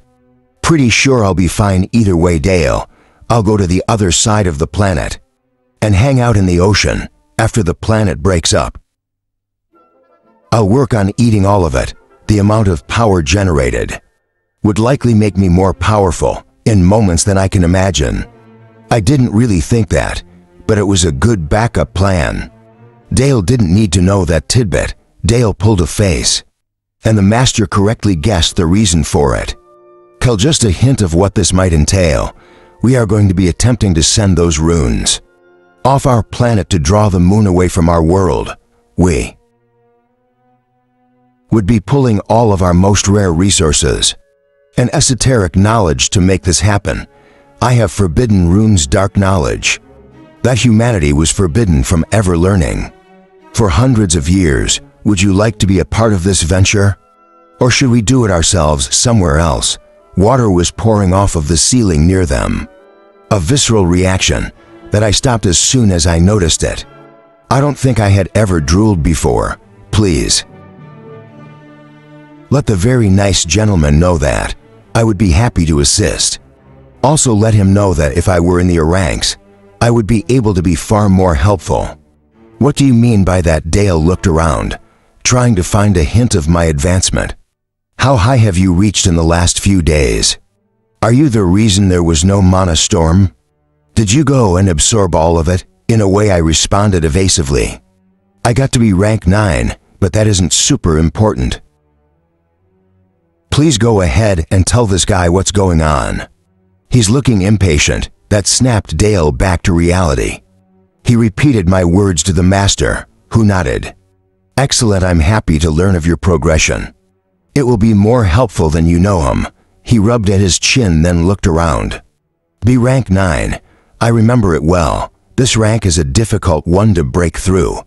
And even when you do, it may not be apparent right away. The others all seem to have clearly delineated objectives, such as gaining a spiral, reaching a certain amount of power, forming an aura and empowering it, or gaining mana. The ranks is all internal within your mind and soul, and begins with the laying of your foundation. Only when you have gained a certain amount of solidity, when your foundation is settled, do you reach the ranks. In fact, perhaps it is simpler than I think, and I can tell you the key to the A ranks right now, being able to manifest your law and combine a portion of your foundation into it. In fact, perhaps that is it. When you can store an item in your world, you will need to have settled your foundation. That seems to be the minimum requirement for anyone I have ever met, in the ranks of course. You won't be storing a living thing. You would need to create a soul key for that, which requires that you sacrifice a portion of your soul. While people do it, they are typically beast tamers or some such. It is very dangerous and wasteful in the extreme, if done without a purpose. Also, most people's foundations simply cannot handle the inclusion of external life. Their souls would fight each other. Now the benefits for those who can properly utilize. The master looked at the stunned people around him and smiled. I always wanted to teach. You know, we have been looking for an instructor in the infernal wing of our academy, Dale stated, hopefully getting only a short laugh in reply. It had been worth a shot. A young man cautiously approached the group. He bowed several times, as all eyes in the cavernous room turned to rest upon him. I am so sorry to bother you, but I was tasked with coming here and informing you that the dwarves have arrived. I'm their leader, King. I think we understand. Madame Chandra jumped in to rescue the youngster from his babbling. Thank you, you can leave. The boy bowed once more and ran away. Obviously terrified of the ominous master, Brianna stepped through the shadows and stopped next to Dale. I suppose we should get moving then. Dwarven metallurgy and their talent with shaping the earth will be paramount to this project. Cal might be able to replicate it, or even do a better job with the initial creation, but there is no one more versed in altering metal. There was an actual reason to call the races together. Then Dale looked askance at the dark elf. I really thought that It would just end up being a power play. It will. The elf responded pessimistically. There's no other choice. Then for him to demonstrate his power, there will be someone, some insignificant speck that won't listen to reason, who won't see this as the end of the world, but as a chance to add some gold to the pile, so the master will obliterate them, to show the rest how easy it was for him to do so. There will be no uprisings after that. No, if Xenocide doesn't want to do it. The master will rule the world by the end of the day. Silence followed her grim proclamation, even the master unsure of how to respond. Madame Chandra let out a harsh bark of laughter and glanced at him. Just like you always talked about when we were kids, huh? This whole event has sped all your plans up. Didn't it? I wanted to do it through diplomacy, through words and deeds that sway the hearts of the people. You know better than anyone that I would have never chosen this path. The master angrily turned her words against her. Dale joined into the conversation when it was obvious that no one else would. Can we just go meet with them and start working on a plan? There's the possibility that they will understand the gravity of this situation. Isn't there? That we will be able to point at Xenocide and get them to understand that fighting is futile. All we can do is try. Tyler chimed in, having caught up to the group, just as Brianna had turned glum. He wilted under the gazes sent his way and busied himself with the roll of vellum that he had brought with him. Dale, Chandra reached out and brushed some dust off his arm. I don't think that you should attend the upcoming meeting. I know that it is a weakness of the powerful to see lower ranks as lesser, but the fact remains that you will hurt our chances of resolving this peacefully by your mere presence. Narrowing his eyes at her, Dale folded his arms to cover the fact that his hands were balling into fists. You aren't joking, are you, madame? I have been the one who. Brianna impatiently stopped his speech. No one is doubting your contribution or intellectual. Those of us who know you understand. But for now, just shut your mouth and find something else to do for a while. Take this order from your new queen, please and thank you. Dale looked at her somberly. I'm sorry for your loss, Brianna. Long live the queen. Still, he took a breath to argue his point. Brianna flicked him in the forehead, sending him spiraling into unconsciousness against Tyler, who needed to scramble to keep him from falling on his face. Brad, she murmured affectionately, you need to learn to follow before you can lead. My Duke, let's get moving. The powerful members of the council vanished in a whirlwind of displaced air, leaving Tyler holding Dale's limp body. Tyler started dragging him toward the entrance, moving faster and beginning to sweat when he saw a few curious bashers approaching them. Chapter 56, a good old-fashioned power grind, I told Danny with satisfaction. As I look back over the progress of my foundation, I was extra happy with my choices to this point. The fact that I had been creating air instead of earth allowed me to shift around what I wanted to see in my inner world. Why did I need to create a copy of the world I lived in? Because it was easy. That wasn't my usual process. I projected an image of what I saw to Danny and started detailing my thoughts. I was thinking of splitting the world like this. I'll create 7 very different sections and arrange them to be free, floating under my control. That way I can make wild variations of climate, resources, and training zones.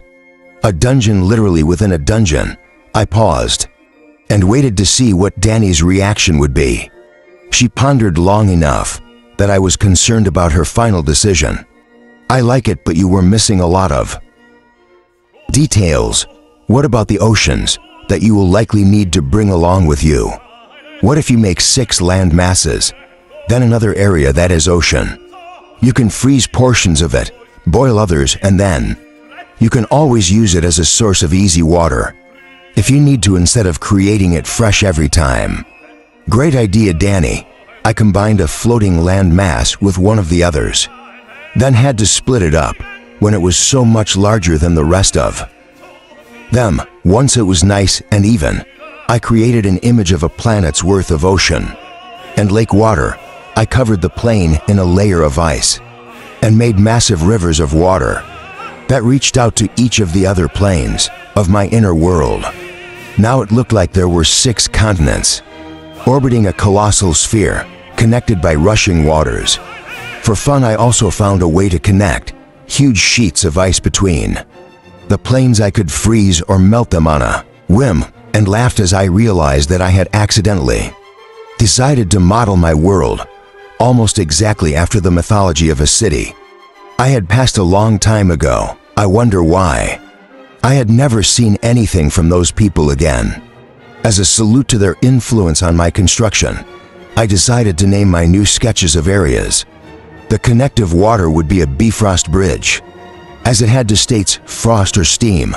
If I could replicate this in the real world, or even do it in my inner world, I would have a lot of fun. Right now I was only playing with my mental projection, but it felt right somehow, by my naming scheme. Would that make my ice and water world hell? Sure, why not? I could then knew. I felt like I had been punched directly, and quickly needed to turn my eyes inward. What I saw was not shocking, but still very interesting. My foundation was splitting, following the patterns I had designated in my mental projection. It wasn't perfectly smooth, and I needed to intervene multiple times, and there would have been some catastrophic collisions. But my mental vision was soon realized within my soul. It was amazing how much my mind impacted everything I did, especially to my own being. If I had a head, I would have been shaking it in wonder. As the corruption sketched land masses settled into their positions, I felt like I had finally decided upon the shape my foundation would take. Something within me clicked, and the essence in and around me vanished. There was a small clap of displaced air, as my core took every bit of available power from the area around me. But other than that, I felt no different. What was it that Master Guy had mentioned? Was I in the ranks now? I focused on a small rock near me, and tried to will it into my core instead of absorbing it. I kept staring at it, pulling, and with a small pop it vanished. There was no increase in the amount of essence coming into me, so I hadn't accidentally dissolved it with influence. Did I pull it into my inner space? I looked around but quickly realized that I was looking for a small rock in an area with the land mass of a planet. Then again, it was my soul, so I felt like there should really be a way for me to scan the contents quickly and see what didn't belong. I poked around for a moment or 30 and reeled back as I figured out the different ways to look. Everything in my soul had a certain feel to it, and when I was looking at the world like this, I could feel what wasn't entirely me. Even though I had created the rock in the real world, it was still by using what was available out there. There was no perfect way to describe how it felt, only that the difference was instantly apparent to my mind. The rock had found its way into the massive orb of water and was hidden by the sketches of what would be millions of gallons of water and ice. No wonder I hadn't seen it. Now though, I had confirmation that I was in the A ranks, at least by the metric given to me by the second least trusted man on the planet. Still, hey Danny, am I in the A ranks now? Cow, if you need to ask, you probably, oh, yeah, it appears that we are. I didn't even notice. That was the smoothest transition to a new rank. Wow, yeah, a rank. Danny seemed unsure how to handle the transition. We did it, I cheered with a ton of exaggeration. That was the most anticlimactic. Cow, look at the silverwood tree. Danny broke my grumpy mood with a simple statement, and I turned to look at the silverwood tree, which was blooming. Look at those flowers, look at that pollen. I was stunned by the majestic beauty of the flowering tree. We are going to be fighting off elves so soon. If they aren't here in an hour, I'll be shocked beyond belief. I can't believe how good that smells. Danny sighed happily at the heavenly scent that I couldn't experience. Wow, we should definitely steal this scent. for our own uses already copy the chemicals in the air," I told her with glee. Just because I couldn't experience the smell myself didn't mean I couldn't use it to lure and prey. I looked around and saw that my newly increased power was already benefiting the elementals. My two current favorites were absorbing the passively increased mana in the air at a prodigious rate, and right then, I realized something amazing about my power. Not only was I able to absorb any type of mana from others, it seemed that my own power could feed them as well. I was a universal receiver as well as donor. The power of my mana was not only meant to boost myself, it could be used to power mana-based creatures directly. It seemed that I had been underutilizing my powers to a vast degree, and that I had kept the same ability that I had with pure essence. I had been splitting the power into its constituent parts and only feeding them mana that fit their current archetypes, but for the elementals at least, that was unnecessary. Interesting. Naturally, I started running tests. Right away, I tried treating my mana in the same way I handled my essence-based influence, just to see what would happen. Instead of an invisible gas-like power, my mana-based influence created sparkles in the air that caught any light and reflected it like glitter. The first time one of these sparkles touched an elemental, their power would substantially increase. Careful testing showed that increased sparkles were beneficial, but not nearly as much as I would have expected it to be. For instance, no matter the amount of sparkles I devoted to my new infernal lava spider arena, it never reached my own ranking. As usual, the same rules for growth seemed to apply. No creatures at my own strength level, without somehow making it happen, either by luck or disaster, and even if I were able to, controlling it would be near impossible. Back to my original realization, Arania and Imbram Orium were swelling in size, then taking a few steps deeper down the ramps, and being compressed by the gravity runes again. They were both blazing with power, now having reached the mid-B ranks. When your entire being was compressed, mana surrounding a core, rapid growth was more than possible. It may as well have been a requirement somehow. I had also unknowingly found the key to their progress by increasing the gravity to such intense levels. If the gravity in here had been merely standard, they would have simply become larger and larger blobs, almost certainly reaching a critical mass and losing control. There was another aspect to these elementals that had me laughing with maniacal glee. They were almost purely mana. Not only did this make them nearly immune to standard damage, it also meant that they had impeccable control of their mana and were vastly more powerful than a standard mage of the same rank. If a B1 mage fought a B1 elemental, the fight was almost certain to turn in favor of the elemental.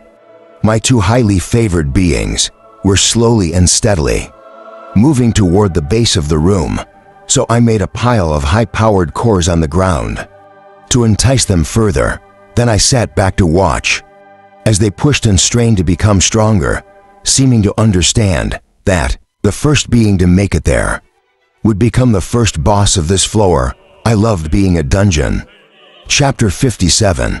Queen Brianna looked away from the negotiations that were currently happening, wiping blood off her face as it tickled its way down her cheek. The dwarf had been far too stereotypical, unable to change or bend. In the face of overwhelming power and evidence, she knew this would happen, yet it was still disappointing. Something had changed though, and it took her to more deep breaths to figure it out. "It smells like silverwood pollen." Her hushed voice rang through the sudden silence, the words leaving her lips before she could consider not saying them. She cursed the faux pas as people tried to slip away from the negotiations. As soon as they understood the gravity of the situation, with a touch of power, she called moon elves out of various locations and had them reveal themselves. No one leaves. Secondly, the dark elves own all products of the tree, according to a deal with the landowner. that the guild promised to uphold, so before you get any ideas, understand that we will slay anyone we find stealing pollen. Your Majesty, permission to collect pollen." The Moon Elf elite that instructed Dale on fighting stepped into the room and bowed. A team of 4 others matching the movement, Brianna nodded and spoke. "Permission granted." Gomi the Moon Elf interrupted her. "It is something Dale started calling me that I thoroughly enjoy, and I would like to be known by this name in this location if you would allow it." "Understood. Is there any significance to the name?" Brianna noted the master's eye twitching as he held himself back from commenting on the derailed discussion. "Ah, yes." Gomez almost smiled, and even the slight twitch showed more mirth than Brianna had ever seen from him. "Dale calls me Grumpy." Old Moon Elf instructor under his breath and turned it into an acronym. "He thinks I don't hear him, but I plan to use it as a training aid for our next lesson." The tension in the room broke when Gome and his team vanished. At the end of his explanation, chuckles rang through the room, and the master used the shift in attitude to press forward and extract promises of aid from all the races. The dwarves were the hardest to convince after the recent display of power, but they knew there was no real choice. The fact that the master offered certain powers and rare resources that were needed by each of them may have also played a part in their attitudinal shift. He was not above bribery. After he had gained binding agreements from each of them, the master turned the conversation over to High Major Amber of the Portal Guild. She stood in front of the room and began detailing her needs and the requirements of each of the people present. "So not only do we need you to put forward the effort at a breakneck pace, we need it to be perfect. I'm sure I don't need to remind you all that. The fate of the world, the actual world, is at stake here. There will be no surviving this calamity, this madness. Xenocide threatens every single person, being an object on the planet. Only through our newly born alliance do we have a chance to hold off the desolation of our homes."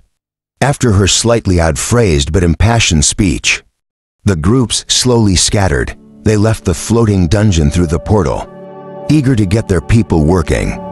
They didn't have an abundance of time, that much was obvious. As the representatives of the different races moved around the skyland, the black-clad Moon Elves were moving toward the Silverwood Tree. The unseen squad ran through the final layers of the dungeon, quietly remarking upon the mage's recluse and making plans to visit and claim a place to live. When they got to the last known location of the Silverwood Tree, they found the guards on duty, standing around with faces filled with either panic or longing. Gomez stepped out of the shifting shadows and took them by surprise. "Where's the trio Abyss?" The guard, leading the group, muttered as quietly as he could. "The High Lord Gourmet, just Gourmet from now on." "Right, Lord. I mean Gome. The dungeon created a new level and has descended. We attempted to follow, but we are not sufficiently strong enough to survive. The next floor, we believe the dungeon reached the ranks, and the power of the monsters on the next floor attests to this fact. We sent a message to the princess, but have not gained a response. Frankly, I thought that you were here to investigate." The guard seemed to become more at ease as he spoke, relieved to have such a powerhouse coming to take over. His tension returned when Gomez spoke. "Foolish child." Gomez's voice was tight with anger. "Has anyone else gone down there?" "Number Lord, do you not smell the You are also young and have never had the chance to produce offspring." "I see." Gome's word made the guards flush with embarrassment and resentment that sent in the air. The sweet tongue of the unknown and unpredictable. The Silverwood Tree is blossoming, and pollen is available for collection. Learn this scent well, for it means the continuation of our race. Stand aside and ensure that only dark elves progress. Any others that you cannot stop, ensure you learn who they are so we can end them." The Moon Elves moved forward as a single unit, sweeping past the dark elves, who were now focused on ensuring that no one would pass. Gome started leading his people along a strange staircase. Leading downward, the stairs had hard turns that hid what was both above and below, making him feel itchy, like a trap was awaiting him.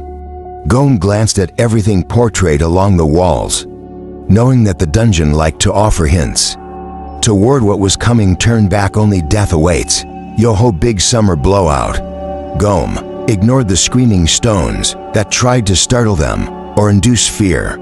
They had been a constant companion in the tunnels leading to and past the Manticore. What actually bothered him was the utter lack of information. On the walls there were oddly glistening spiders etched into the walls, strange abstract shapes that held hints of knowledge. Spotters would be trapped here for weeks if they ever managed to reach this level, only looking for the hidden meaning. Gomez shook his head in disgust, seeking knowledge for no purpose, only to suppress that knowledge anyway. Pointless. They reached the end of the stairs and paused. As they took a collective inhalation, the air here was suffused with the scent of the silverwood tree, but more than that, it was filled with power. There was a battle royale playing out between beings that made a near zero amount of sense to Gome. They were blobs of mana. They were generating power, though not losing it like typical constructs do. Not only that, but their basic attacks were as strong as full-powered incantations from human mages. That one seemed to be pure lightning. It crawled across the ground at speeds the others couldn't match, targeting a water-based being that had no defense against it. As the water boiled, the lightning beast seemed to feed upon it, taking on a new form and slipping over the rim of a gigantic hole in the ground. This is unusual. Gome spoke aloud for the benefit of his followers. Be on your guard. We need to attack a lesser version of these things and learn the weaknesses. A few brutal blows later, they had determined that the only way to destroy the creatures was to either smash or remove the core they carried around. This was no easy feat, as the core was surrounded by a shell of minerals and mana. Attacking the body of the creature may separate some of its power, but it did no permanent damage. If they had been much weaker, the Moon Elves would have been in serious trouble when they had removed the cores.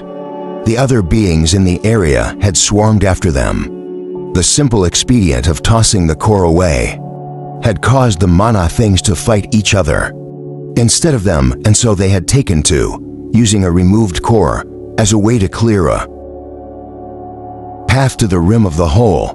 Looking over the edge nearly killed one of the others as he was pulled forward by a strong force, but Gomez reacted swiftly, enough to yank the oddly heavy elf back to safety. What was that? What did you see? The elf, though internally shaken, responded smoothly. There appears to be a powerful gravitational force in the pit. There are 2 ramps leading downward, which are filled with these things in various forms. A light at the bottom of the pit seems to indicate that the tree and dungeon core are hidden in an adjacent room. Also, good catch. Gome nodded at the thanks, not bothering to waste time making eye contact. Let's go. They stepped onto the ramp and could instantly feel the increased weight.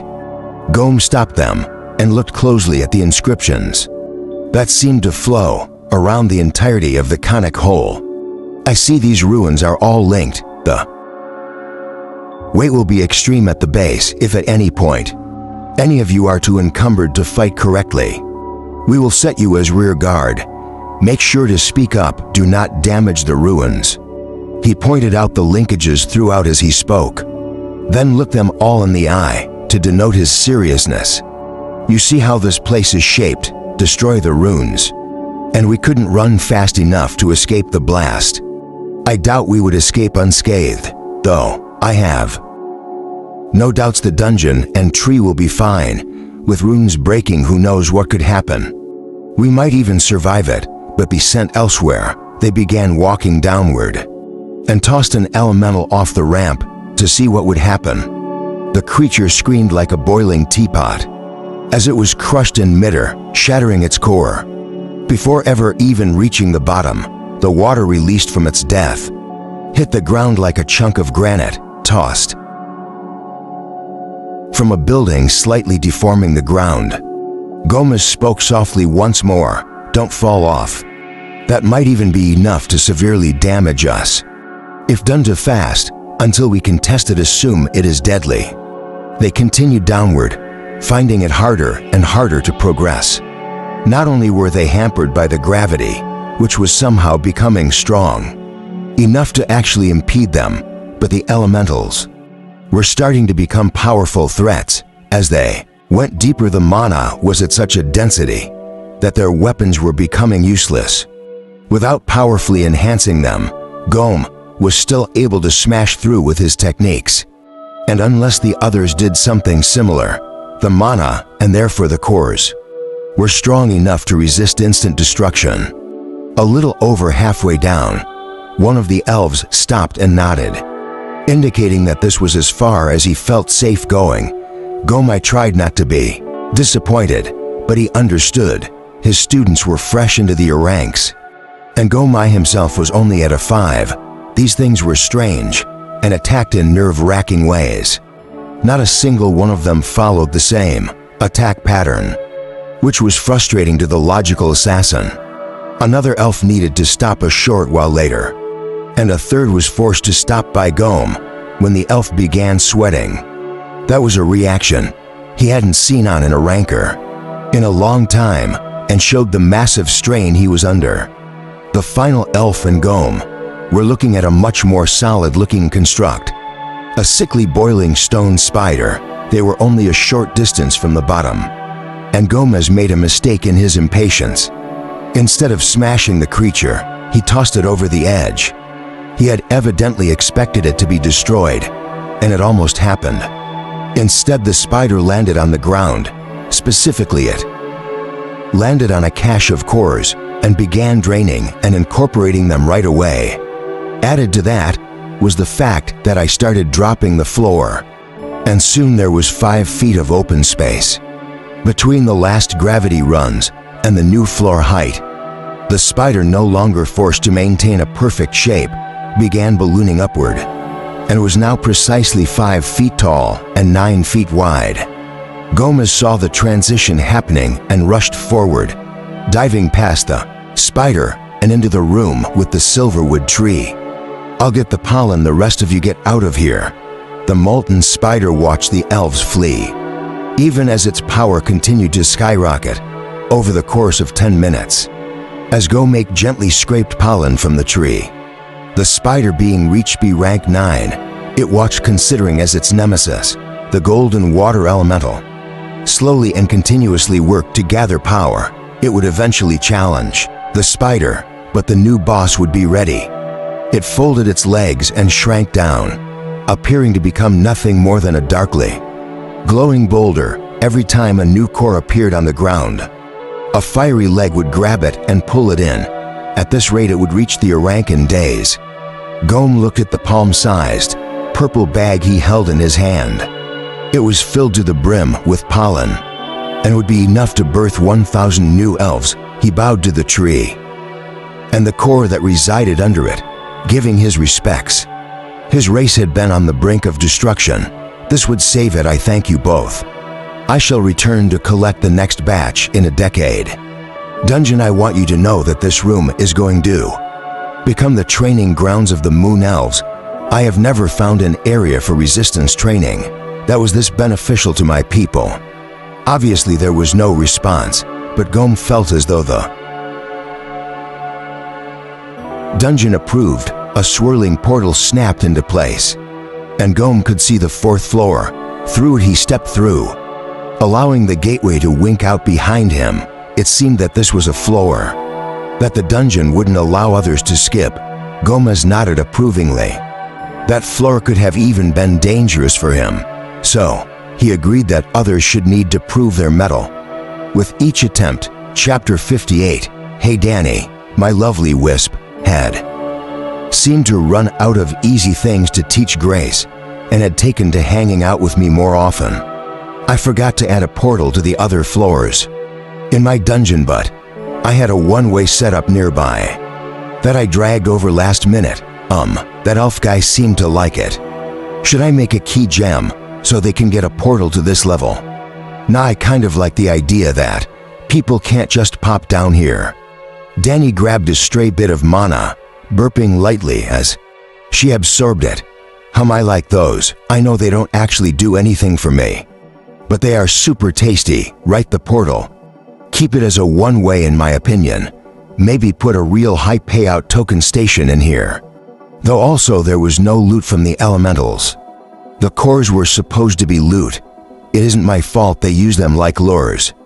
I may have been getting too defensive, but I suppose a few tokens would be a good idea. Maybe Hans will visit or something, plus that elf basically just promised that we would have high B rankers and low to mid rankers in here. Danny was getting excited at the prospect. Just think how much more power we are going to be able to get from them. We are going to be the training ground of the moon. Elves, you think they will let other people onto the floor? My words acted like a bucket of cold water. Actually, I found Dale and saw he was sleeping. I poured a pail's worth of ice water on him, and he woke up sputtering. Hey, you think they will stop other people from coming onto the floor? Oh, I hope not. Danny was now zipping around being agitated.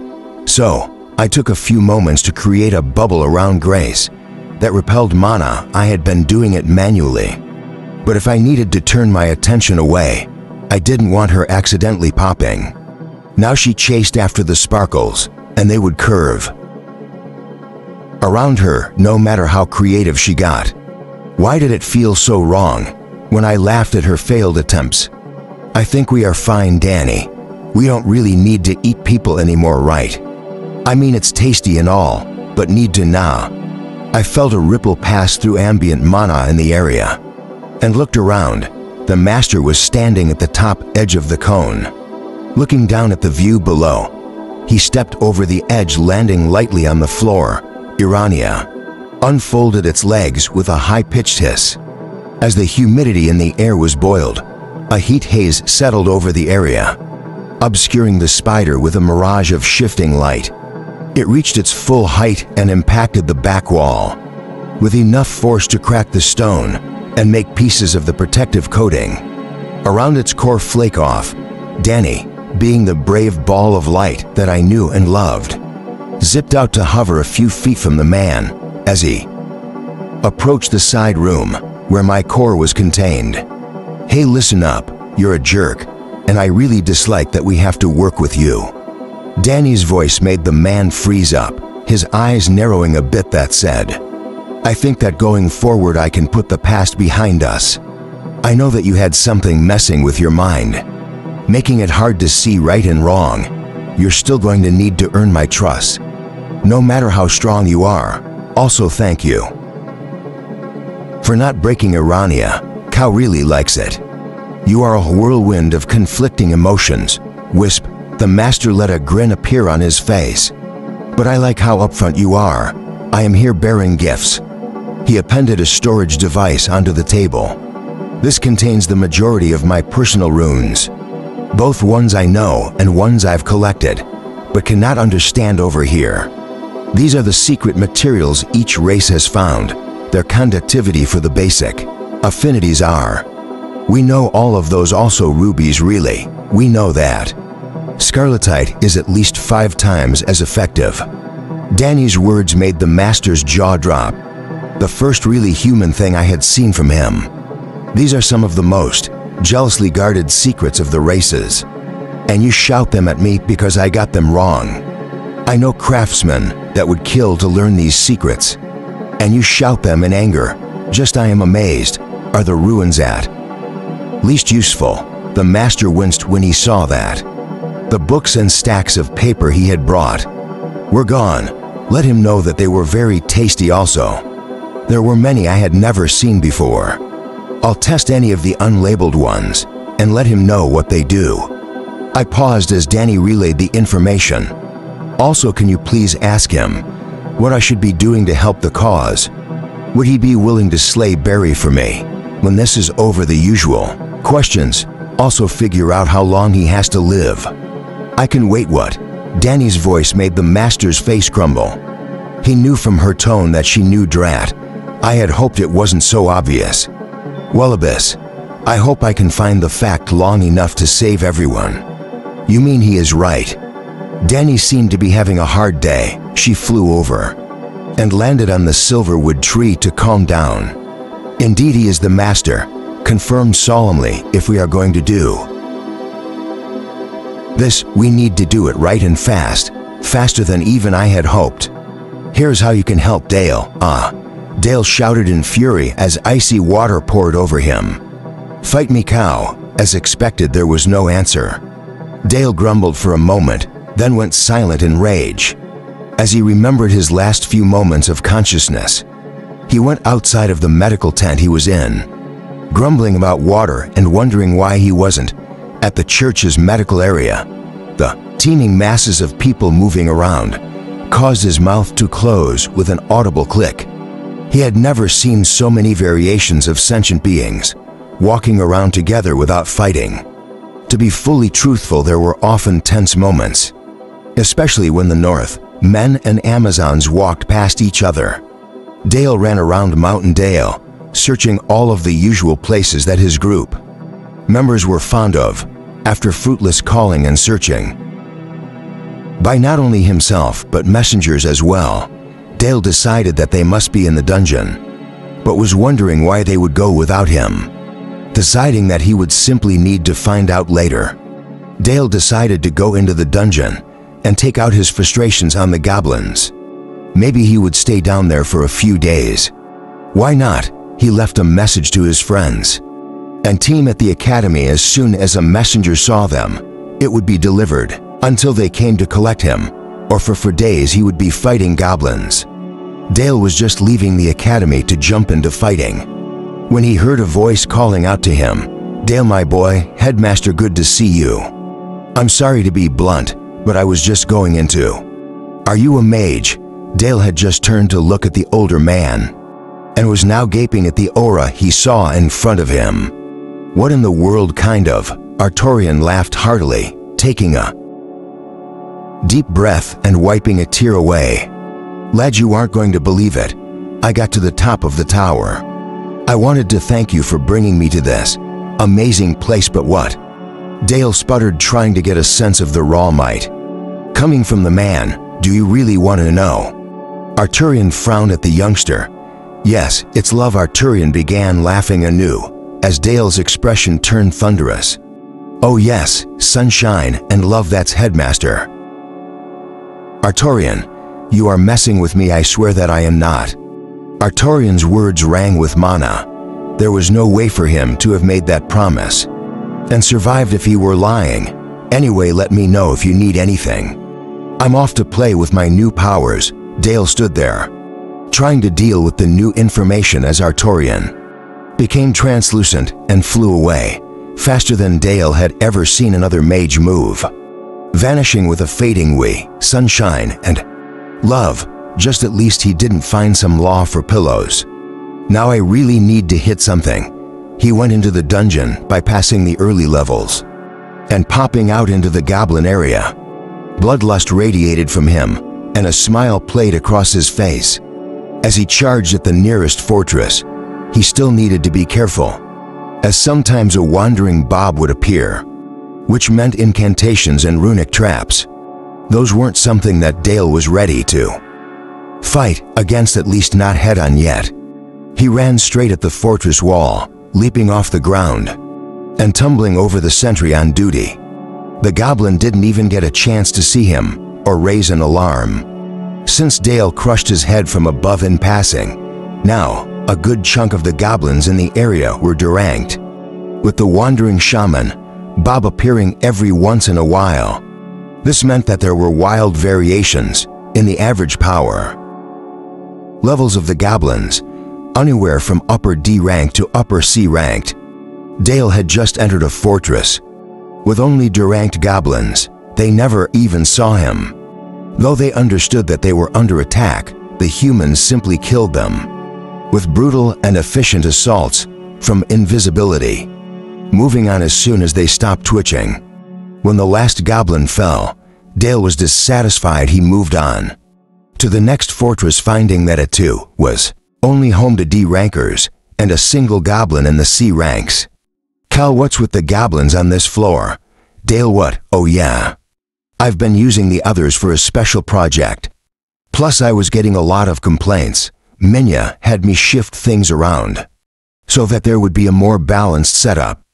On that floor, Dale made a continued gesture. "Fine, look. I'm swamped right now trying to manufacture the stuff needed to keep us all from getting squashed. In general, get closer to the next floor. Get high-powered goblins, have fun, and if you die, I'm going to wait a week before bringing you back." "Won't be a problem." Dale looked deeper into the dungeon and cracked his knuckles. It was time for a proper fight. Chapter 59. Dale left the dungeon for days later, bruised, bleeding, and in a bad mood. He eventually found his companions.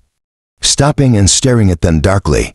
"Rose, are you wearing a dress? What in the abyss is going on? Why didn't any of you come find me?" "Dale, you are just in time." Hans walked over wearing nice clothes and a wide smile, patting Dale on the back, hard enough that he could actually feel it. "We didn't get you because there was no point. We are taking it easy before the end of the world, and if we survive, there will be plenty of time for training afterward. What have you been up to? Still, you couldn't pop down and tell me that. I was so worried that you would arrive as I was leaving that I couldn't force myself to come up for air." Dale growled at the assassin, who only smiled in reply.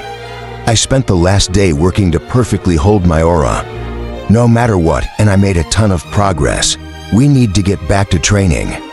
"Sorry, Dale, not today." Hans handed over a small box. "Hey, can you put this on? What? Why?" Dale's questions went unanswered as Madame Chandra appeared among them. "Oh good, Dale made it in time." Chandra looked over at the others with a frown. "Are we sure that this is the best course of action? We have a lot of work to do, and I can't have you for vanishing for days on end. Like you have been, it's what we want." Grandma Rose smiled sweetly at Chandra before turning to face Dale. "All right, someone tell me what is going on." Dale barked in frustration at their expectant expressions. Hans laughed, causing the others to join in. "Well, Dale, we're getting married and you are my best man. Let's go put that flower on, will you?" "What?" Dale hollered as the doors to the church opened. He hadn't even realized where he was standing. "Are you kidding me? She hates you?" "No, we got that all worked out." "Flower, Dale." Hans motioned at Dale to move, and when he didn't, Chandra'd and made a motion. The flower popped down to his chest and firmly grasped his shirt. But no buts. "Let's go." Hans grabbed him and ran to the front of the church, and Dale watched as the surreal ceremony flew by. When the newlywed couple started walking out, Dale followed in a daze. "Am I dreaming?" "Yes." The mind voice made Dale look around in shock, expecting the scene to fade away. "How had you for a second there?" "Nope, they got married. Surprised me too. I have just absolutely no idea how to handle this. There was no warning, no lead up," Dale confessed to Tom as they watched Hans and Rose step through the portal. For lands unknown, they would be back in a day or two when the assembled races of the world would launch their initiative against genocide. Tom bobbed his head in understanding. "I agree, this is quite the shocking turnaround.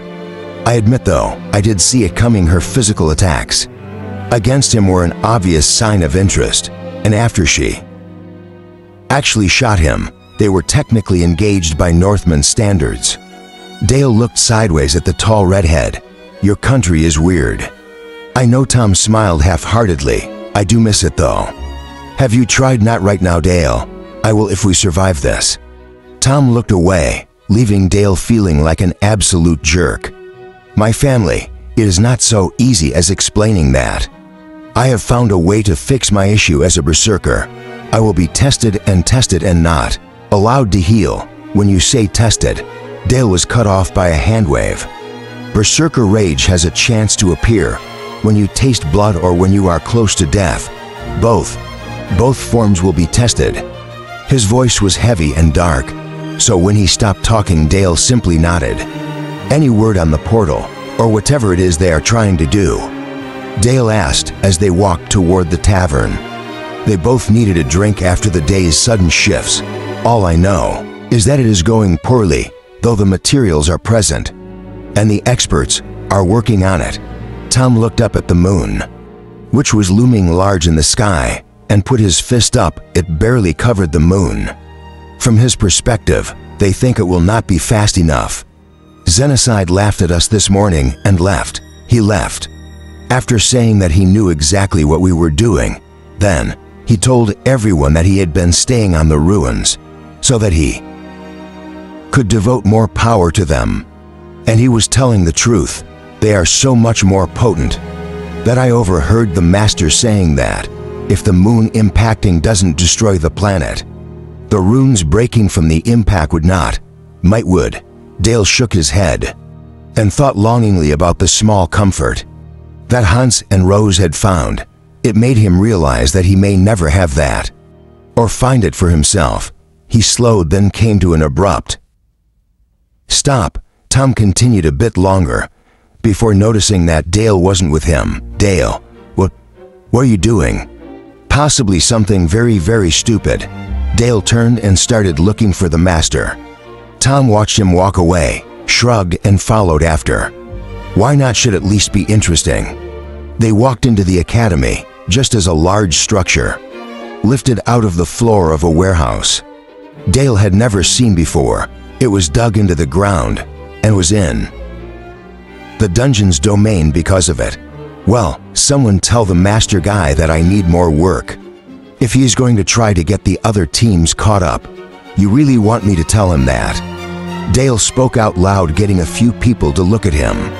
What a bizno, this man is a demon. I tell you. Dale winced as the voice in his head reached new heights of volume. He is making me tired, Dale. I didn't even know that was possible. I was being facetious, and, of course, that's when you show up. Got it, sheesh. Dale walked up to the craftsmen that were working at a frantic pace to try and build a mobile portal that they could send Zenith's ruins through. Excuse me, the master, I need a moment. No, the response was swift and brutal. Far too busy. What are you up to, Dale? Something stupid. Dale's words to the air made the master glance over. Oh, it's you, good. Minya needed to leave, and the only other person who can talk to the blasted dungeon is Artorian. I can't convince him that he needs to focus on this.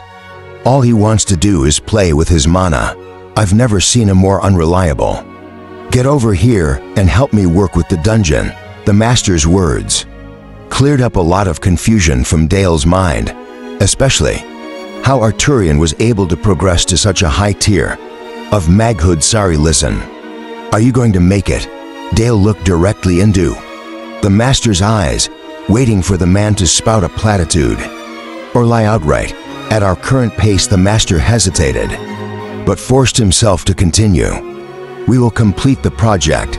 Too late to turn the moon, let alone send it away. We still need to try. I have an idea.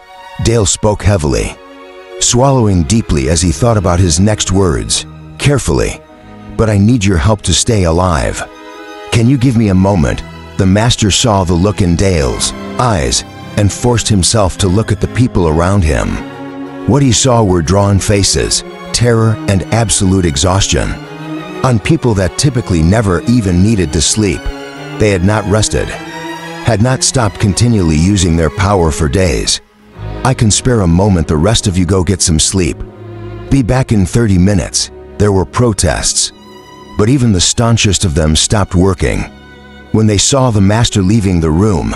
They may be enthusiastic about survival, but the pace they had been setting was brutal, even by the master's standards, and he usually had tireless undead doing the work.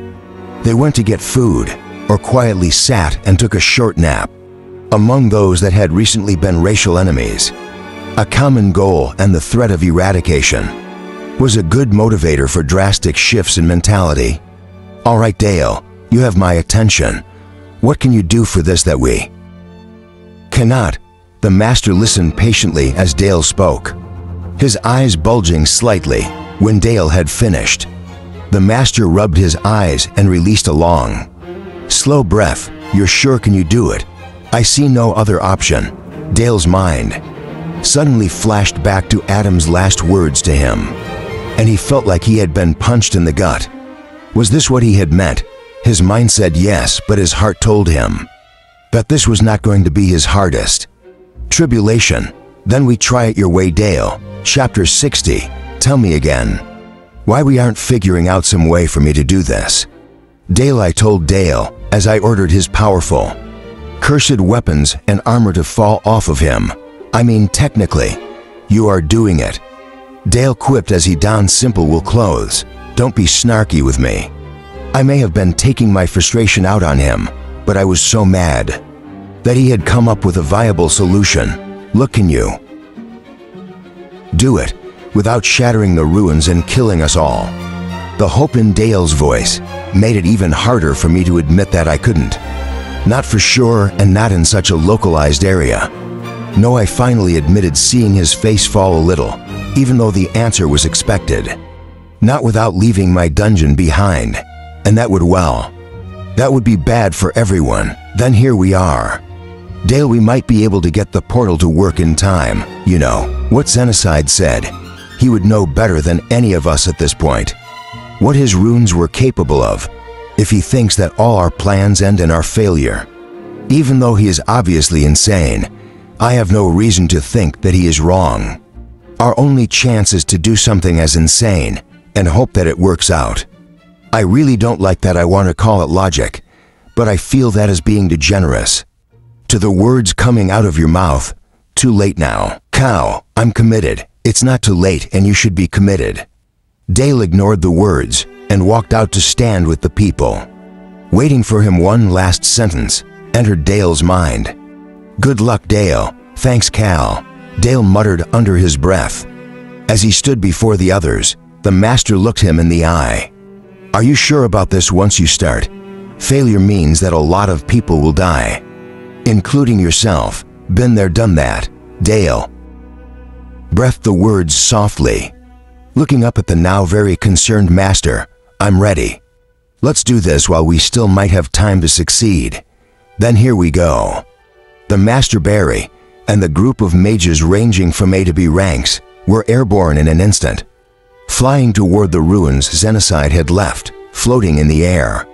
They were shining the connection they created, pulling the smaller of the two moons toward their planet at what must have been extraordinarily high speeds. As Dale settled into a seated lotus position on the swirling run script, he breathed deeply and evenly.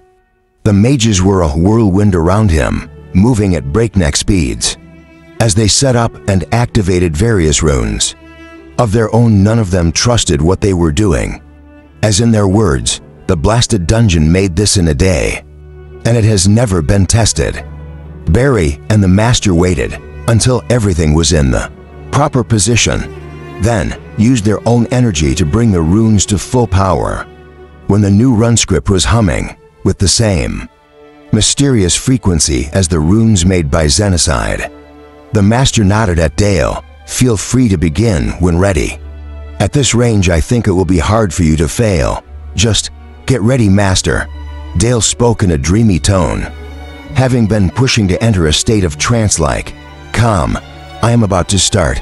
The master nodded, then stood back a few feet. If this didn't work as hoped, being further away wouldn't help at all.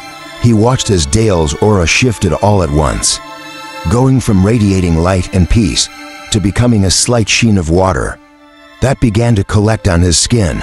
Not only that, but Dale suddenly became an aberration to the master and to everyone watching.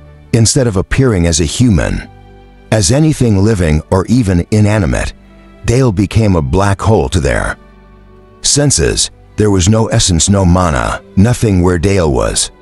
Unless they looked with just their eyes, then all they saw was what appeared to be a sweaty, sodden young man who was breathing heavily.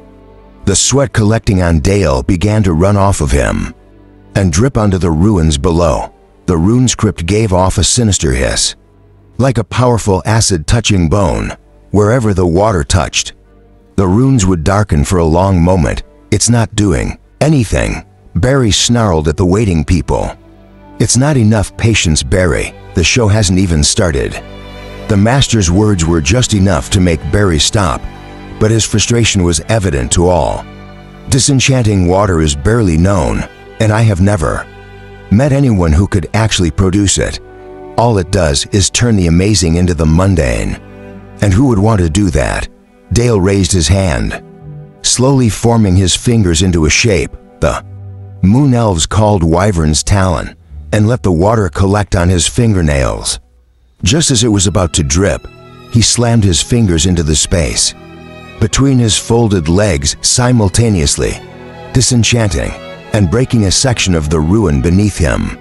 As the S-ranked energy began to return to the space below him, the party had smashed, began to leak vast amounts of power.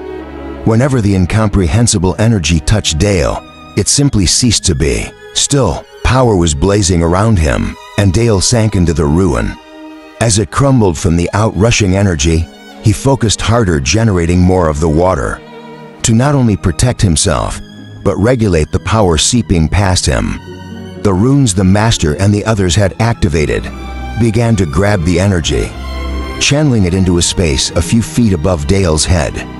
The ball of power that formed was not within a human's normal visual spectrum, even when their eyes were enhanced by mana. Instead, the area shifted to a gray monotone that expanded rapidly. The master narrowed his eyes and shifted more of his power into activating the runes. The gray ball stopped developing, but didn't condense any further. Dale was now surrounded by S-ranked power, perhaps all the way to SSS, but it never fully touched his skin. If it had, it would have disintegrated his body entirely, and nigh instantaneously, Dale was trapped deep within his own mind, doing everything he could to hold this aura perfectly. He couldn't mess it up for an instant, or everything would fail catastrophically. The reasons he couldn't ask the dungeon to do this was simple. The dungeon would have needed to find a way to send the disenchanting water through the energy stream, as well as making it pool perfectly on the runes. A single breeze, a single shift in anything, and no one would be left alive to know what had happened. Now the dungeon could have managed to simply douse a section in the water if they only needed to stop the runes from functioning. But the moon was too close, and the runes had been protected by Xenocide. Until this point, that issue was what the new rune script around Dale was created to fix. The ball of gray light collecting above Dale reached critical mass. Dale became entirely obscured by the strange light, and a torrential amount of power was now pouring out of the area around him. The power could not go side to side. It could not go down, so following the laws of the world, it took the path of least resistance and went up and up and up. Now that the runes had been set in place and the energy was in motion, the remainder simply followed the created path. In 3 minutes, they got to see what was happening. In the sky, far above them, the energy reached the moon, seemingly doing nothing for one long second. Then the moon simply collapsed inward, like a melon that had been hit by a club. There was no sound, there was no air, no way for the vibrations of its violent desolation to reach them. All they could do was watch as the moon, that had been circling their planet for time unknown, was blown up, shattered into millions and millions of pieces. The master only noticed that they were falling because someone bumped into him. Looking around, he saw that the others were starting to make the same realization.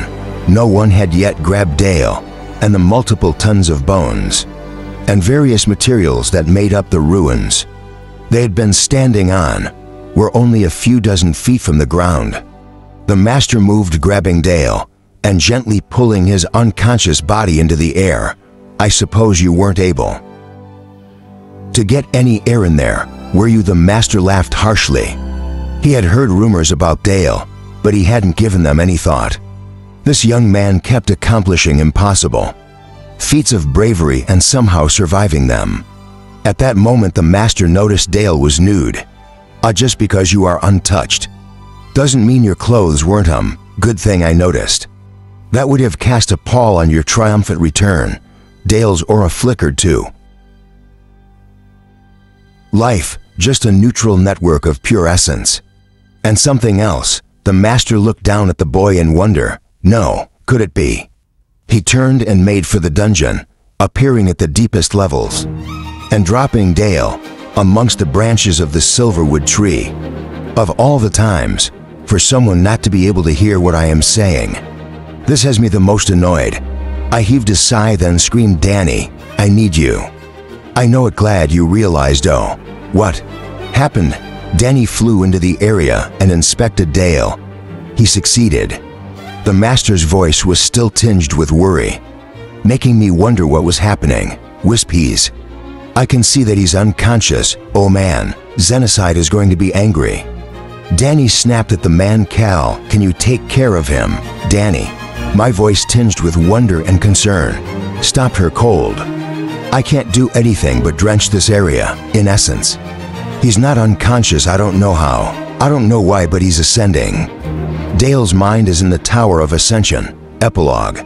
Dale stood on a vast silver plain. He knew part of what was happening, but he didn't know why. I'm not seeing a tower. What's happening? Dale. A voice came from above him, and Dale was blasted away. He landed over a mile from his starting point, flat on his back and somehow unhurt. Thanks to being on his back, he ended up staring up at a huge ball of something. I am sorry, Dale. I do not mean to hurt you by existing, but that is simply an aspect of what I am. What you are as well. Each word sent Dale flying, buffeted by sheer power.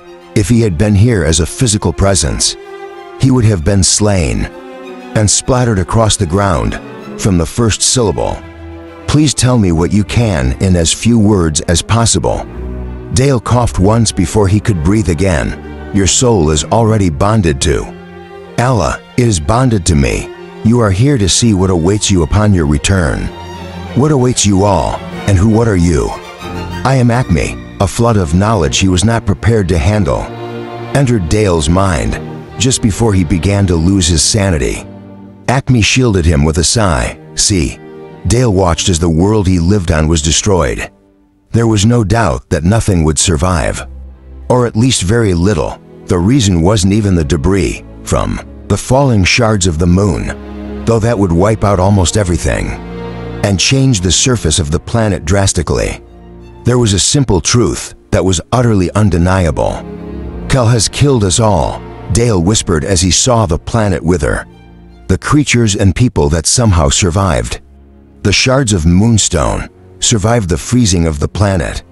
From long decades of winter, caused by the ash and dirt in the air, they all died of essence starvation, as all loose essence was torn out of the air and forced through Cow's ley lines. Not just yet.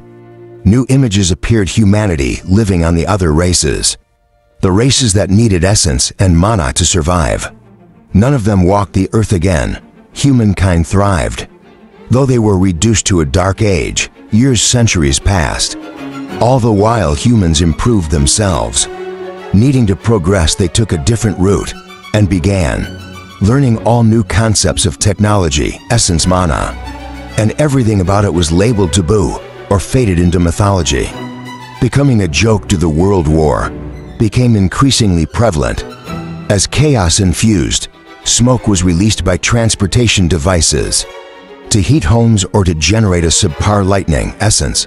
The impact of the raw chaos was noticed, but chalked up to other various scientific reasoning. The real matter of the base elements not even being considered. Tears filled Dale's eyes as he stared at the planet of the future, at the far-reaching impact of the dungeon's grand plans. But then, as if to tease Dale's ability to cope, a light appeared. Cal somehow changed, becoming more, and essence and mana began returning to the world.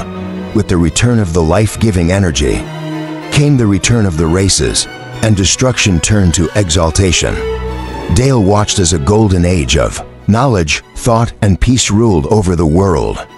The vision faded and Dale stared up at the nodes, stared up at Acme, tears filling his eyes. Dale asked the question he was dreading. How? How can I do it? How can I save them? Work has already begun even if it was not known. Cal is the only one who can save all of them.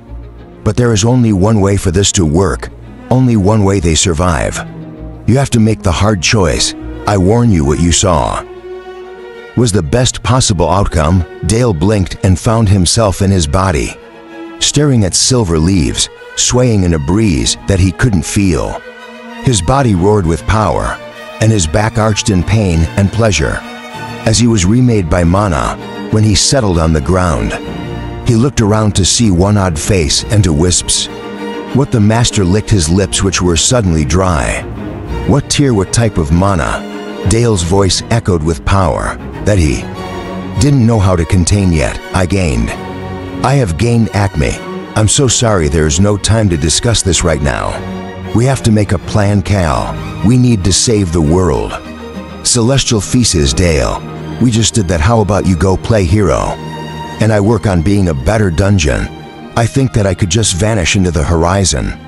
And from you, Cal, the newly minted mage shook his head, cutting off the tirade. We need to save the world from your dungeon's desolation. The end.